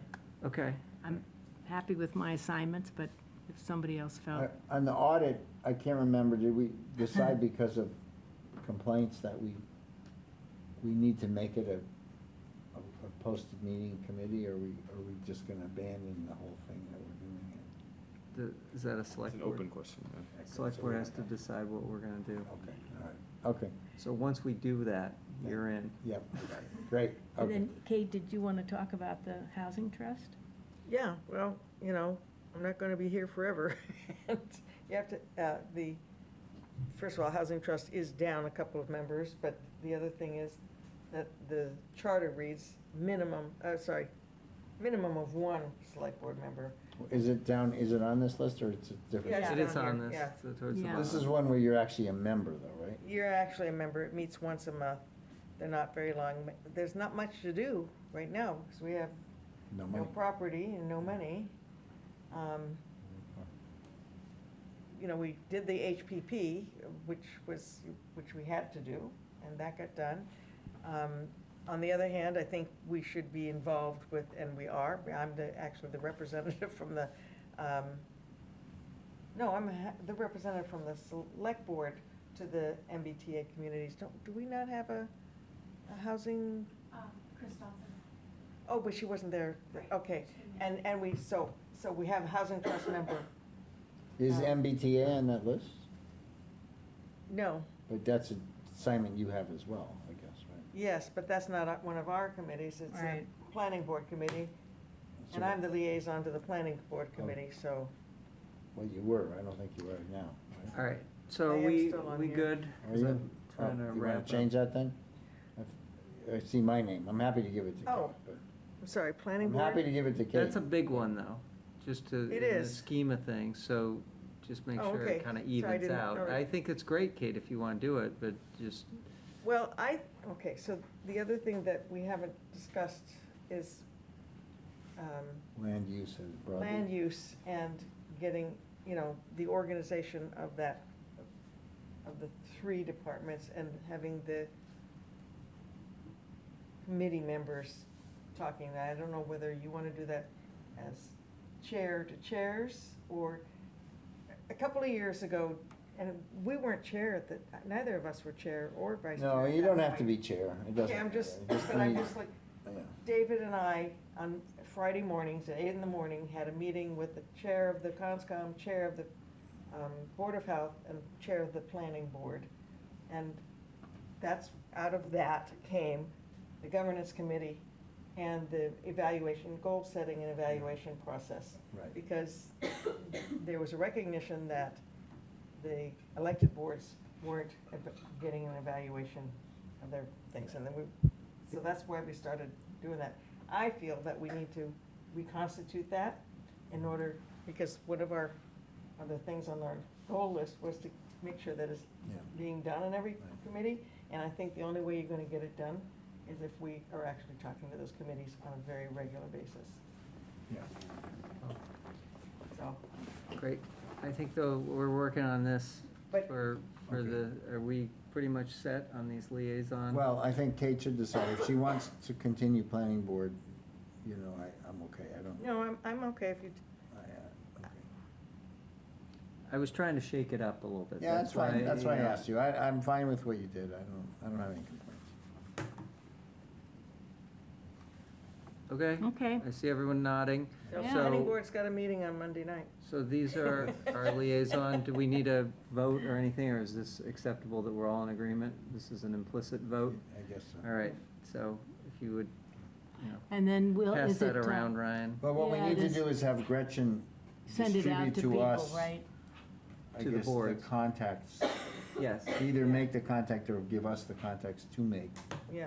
so that we can reach out and say, hey, we're the new Yeah, liaison. liaison. Yep, I'd like to know the agendas and, you know, Yep. what we meet, Yeah. blah, blah, blah. okay, great. Who's chair of planning board? 80? No, Sarah. ask Sarah. Okay. Who's in the liaison? It's David. Okay. Okay. You're Oh, gonna be yeah. getting lots of information on Thursday. Oh, what do you need?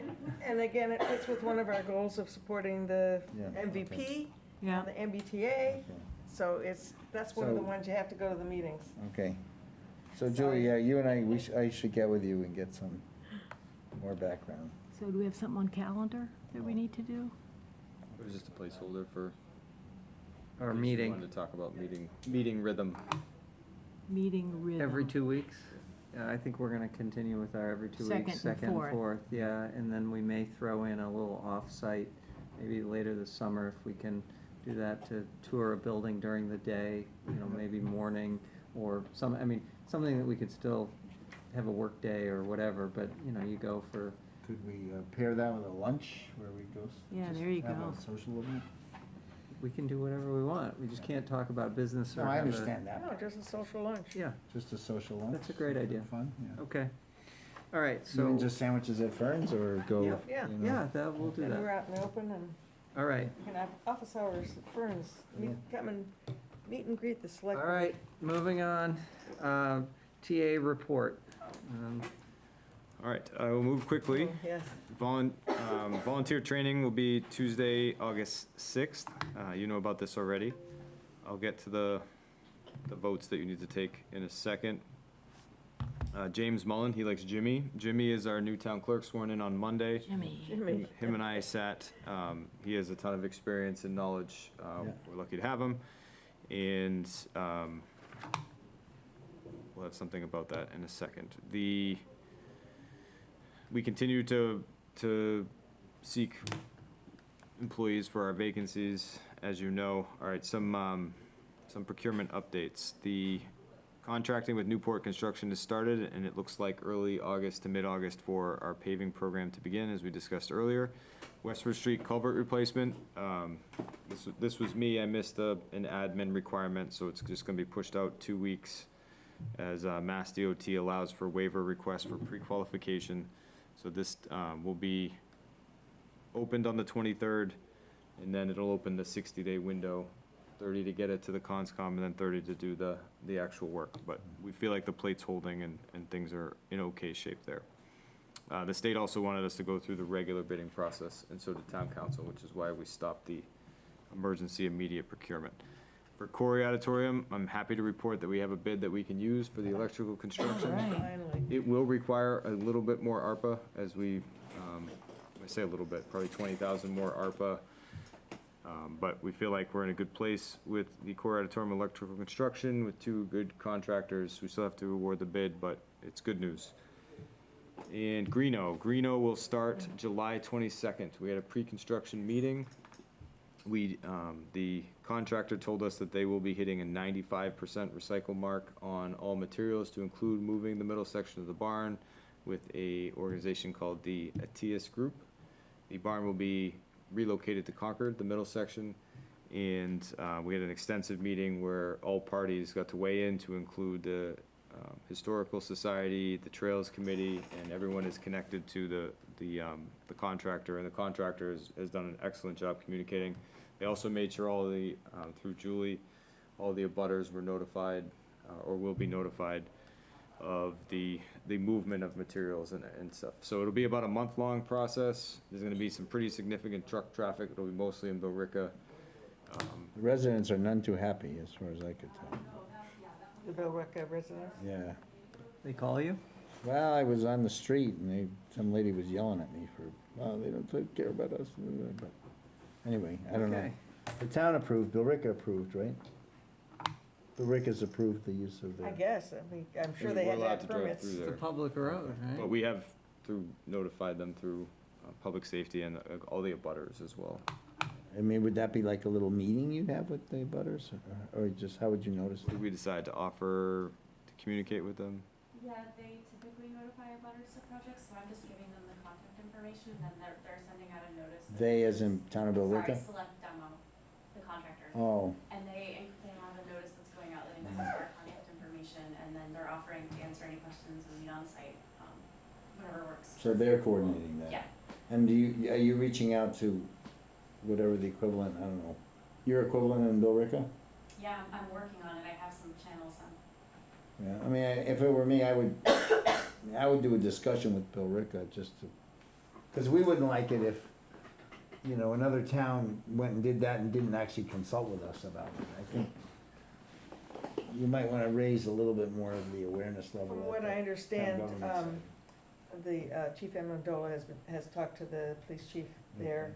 Yep. Um, Yeah, they're. So it's not like Billerica Okay. doesn't know, but. Yeah, I mean, it's a narrow street. Yeah.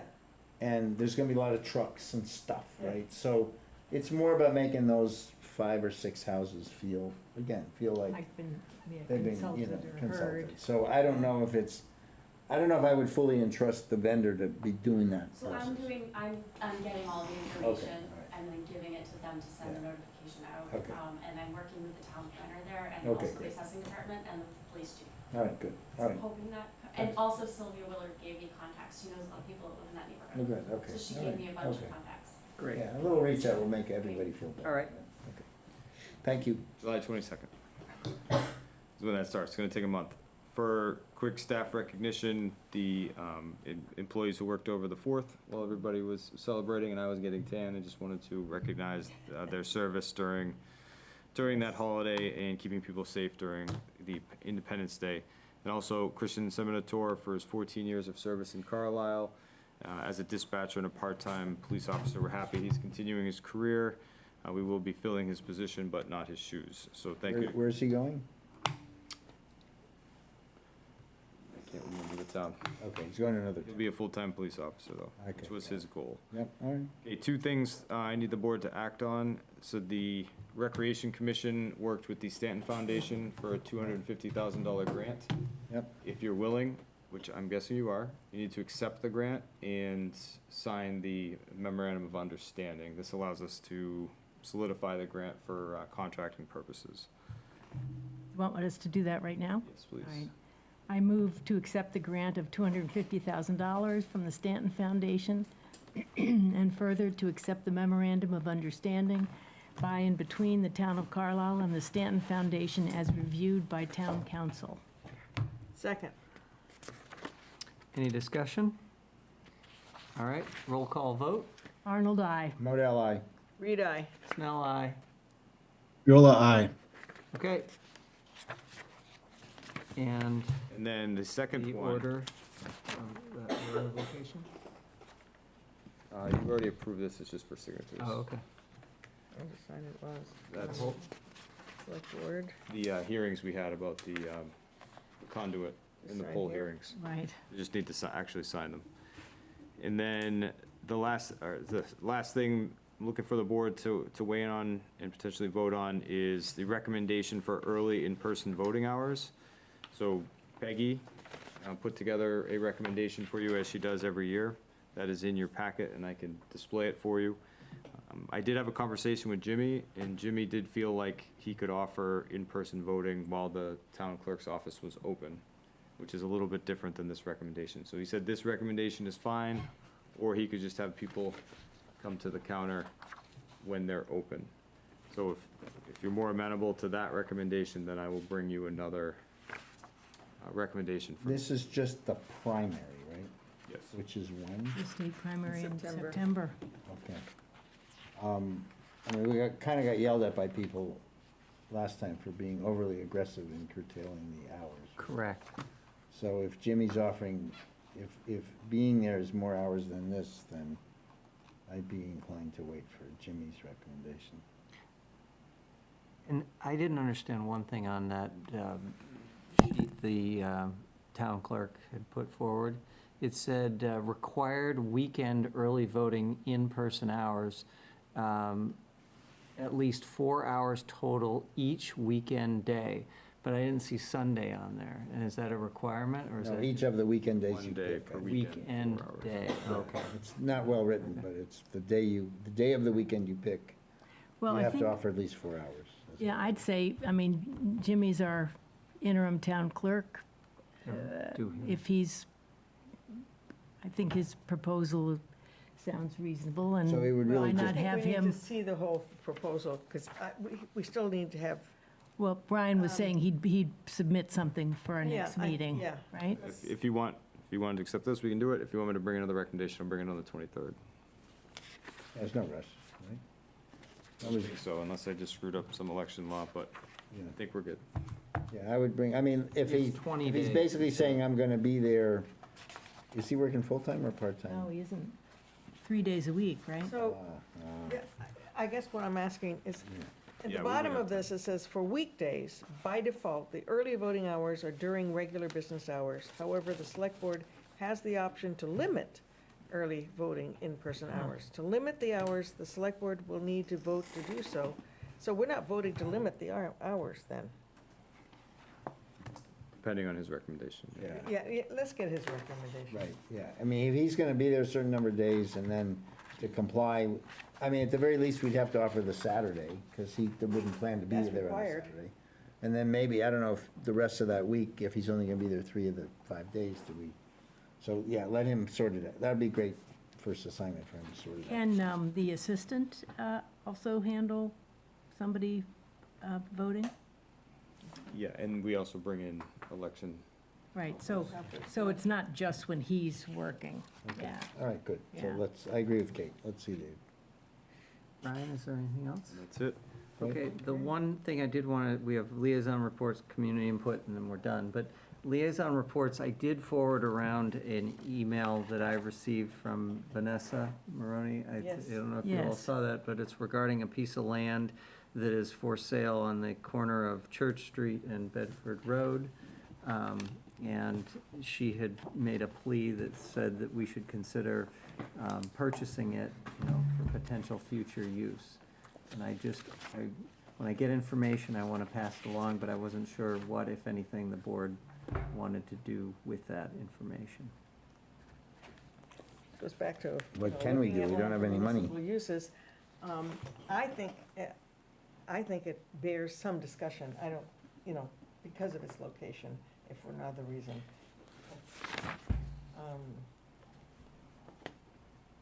And because it sounds like it's a, But Fairly- how would one proceed without money in the coffers? How does one We have proceed? money at CPA. well, the CPA, okay. But is all right. this the priority? And I kind of looked at it and said, I'd rather have a plan in place saying, Yeah. these are the parcels of land, and This these are is the what numbers. we always say, we want to have a plan in place. But don't we now have And a goal then, to have a plan? but we don't have the land, so we don't know what the plan is, so Okay, then when the but, land comes up, we don't have a okay, plan. but Barbara T. Arnold just signed up to sort it all out this year, right? well, there is, I mean, Kate's right, though, in saying it's, we've also said we want to be ready to take advantage of Yeah, opportunities that come up. So I guess the question is this something we would have a public discussion about, or we would have an executive session to discuss? No, I would think this would be public, because it's. Public got- it's conversation. Town money. Yeah, This is town, Right, right. you really have to, but do you have to have a town meeting to liberate those? Let's say you have the money in CPA earmarked for buying. Then you still have to have No. a town meeting to yeah, they authorize have to be spending it? approved. There's no fast mechanism. There is not, and There that's just why I isn't, just and didn't that's- think that this right. was feasible at this time. I think if we had a plan in place and we said, oh, these are the pieces of land that we want as a Right. town to acquire, and I know you keep saying, oh, it's chicken and the egg, but I think we could come Yeah. up with a plan, and we could then say, wow, this is like This one in the came top 5% of what we really want as a town. We could move, We Could actually, we? I mean, that's, well, see, that's I the don't other know that thing. last So part. Frizzell land It was really till was that one of the properties listed. by the town forest, you mean? Yes. Yeah. It was top #1 tier in the open space and recreation plan, and, that's gone. No, but I think procedurally, the question, and maybe Ryan is, no matter how we You're looking frame it it, up? do we need a town meeting to actually say we want to buy this one? Even if it was on a list of our top 10 or whatever. If you Well, want if to, we couldn't want to really use pre-authorize. CPA if you want to funds, use yes. CPA funds, yes. Yes. But right. we don't, do we know anything about the status of, I mean, we know what Vanessa sent in her email, but do we know No. anything more than that? Because I think we should figure out sort of where in the process the bank is, and is there a possibility that, could we have the CAHT put down some kind of earnest money, because you have the 100,000, right? In your, or whatever it is, 90? do. Or some, anyway, I Right. don't know the answer to any of Right. these questions, but I think we should learn more, because if there was a I way hate to just say, to- oh, well, we Right. have no plans, so No, we're just not even But know. because if there was if the timing allowed us to have something considered at town meeting this fall, and we as a select board, and then the CPA thought it was worthwhile, right? Then we'd have the opportunity to do that, and I just don't know where things are My in the sense was that process. from Vanessa, and I talked to her, but it is bank-owned or will be bank-owned shortly, the Mhm. property. And so my dealings with banks on situations like this is that they often don't want to hang around with real estate. They want to just get rid Dump of it. it, dump But it. we had the opposite problem with this one here, didn't we? Where the Yeah, bank Stony wouldn't- Brook? They Yeah. refused to. We Yeah. offered all kinds of things, and they're like, Yeah. no, we Yeah. Yeah. Well, yeah, Anyway. so So the very high level short answer is it is a significant process. And it almost needs to be not necessarily a gift situation, but something that is in the town's favor, meaning they're willing to give time and a certain dollar amount. You have to RFP it, it has to go to town meeting. And then you need all the regular closure stuff, so taxes, Title V, deed Yeah, search. it's a process. So this isn't gonna, Okay. so I think we can kind of move on from the short term of this discussion of the parcel. If someone said, I'd like you to buy this land, like the town first right of refusal for this certain price, and they give you 4 or 5 months leeway, yeah, we could do it. And we can develop a process so that we know Right. what we're, but there's almost no situation where we could just buy something. It's just not possible. Well, but this is also why I would like to start identifying these parcels that we might want to have and be ready for them if and when they come up, because we're always caught flat-footed. But I don't know how, just based on what Ryan just said, is there a way, if we decided that we would, and this one's 750. I think there's That some we other would- parcels that might be even better than that one. Okay, but let's say not the 100,000 of earnest money, but really $750,000. If we got the town to approve, is there a way in a town meeting to approve partitioning some CPA money of significant, so that you can move to buy the whole thing without going through another town meeting cycle? You don't know what it is yet, but it's like a SPAC, right? You don't know what it is Yeah. yet, but trust us, give us How'd the that money. work out? Yeah. I'd have to ask it. What? I'd have to research. That's something we should research, because that's the only way I see to shortcut this long cycle. To be able to come in like a regular buyer with a check and say, and you still have to have, the usual inspections or whatever those things are, but you have the authority to spend that amount to go buy the property. And short of that, I don't see it would ever be reactive enough, because, town meetings take months. Yeah. Okay, well, we're kind of at the end of our meeting schedule here. We've ran over by 5 minutes. Okay, no, you did a good job. 10 minutes, Can I just sorry. do a quick liaison You report? can, Sorry. yes. 2 minutes, really. So this is regarding the Community Preservation Committee. And so we've started the process to, begin thinking more long-term and also more strategically about priorities for CPA funds. And we had a meeting, the committee had a meeting, I think maybe 2 weeks ago. Ryan came to it and was really helpful. He laid out a lot of the sort of financial picture for the committee, and we had a good discussion, and one of the things that came out of it was that we want to have a meeting with the groups, the committees in town that have an interest in the eligible projects, the projects that are eligible for CPA funds, and we'd like to bring them together along with staff that are in those areas to talk about their interests, their plans, their goals going forward, to provide us with input as we think about long-term use of CPA funds and some sense of kind of priorities for where we want to spend that money. So that's coming up on July 20th. Well, you're going to invite all those stakeholders in for July 20th? Yeah, Okay. yeah. Great.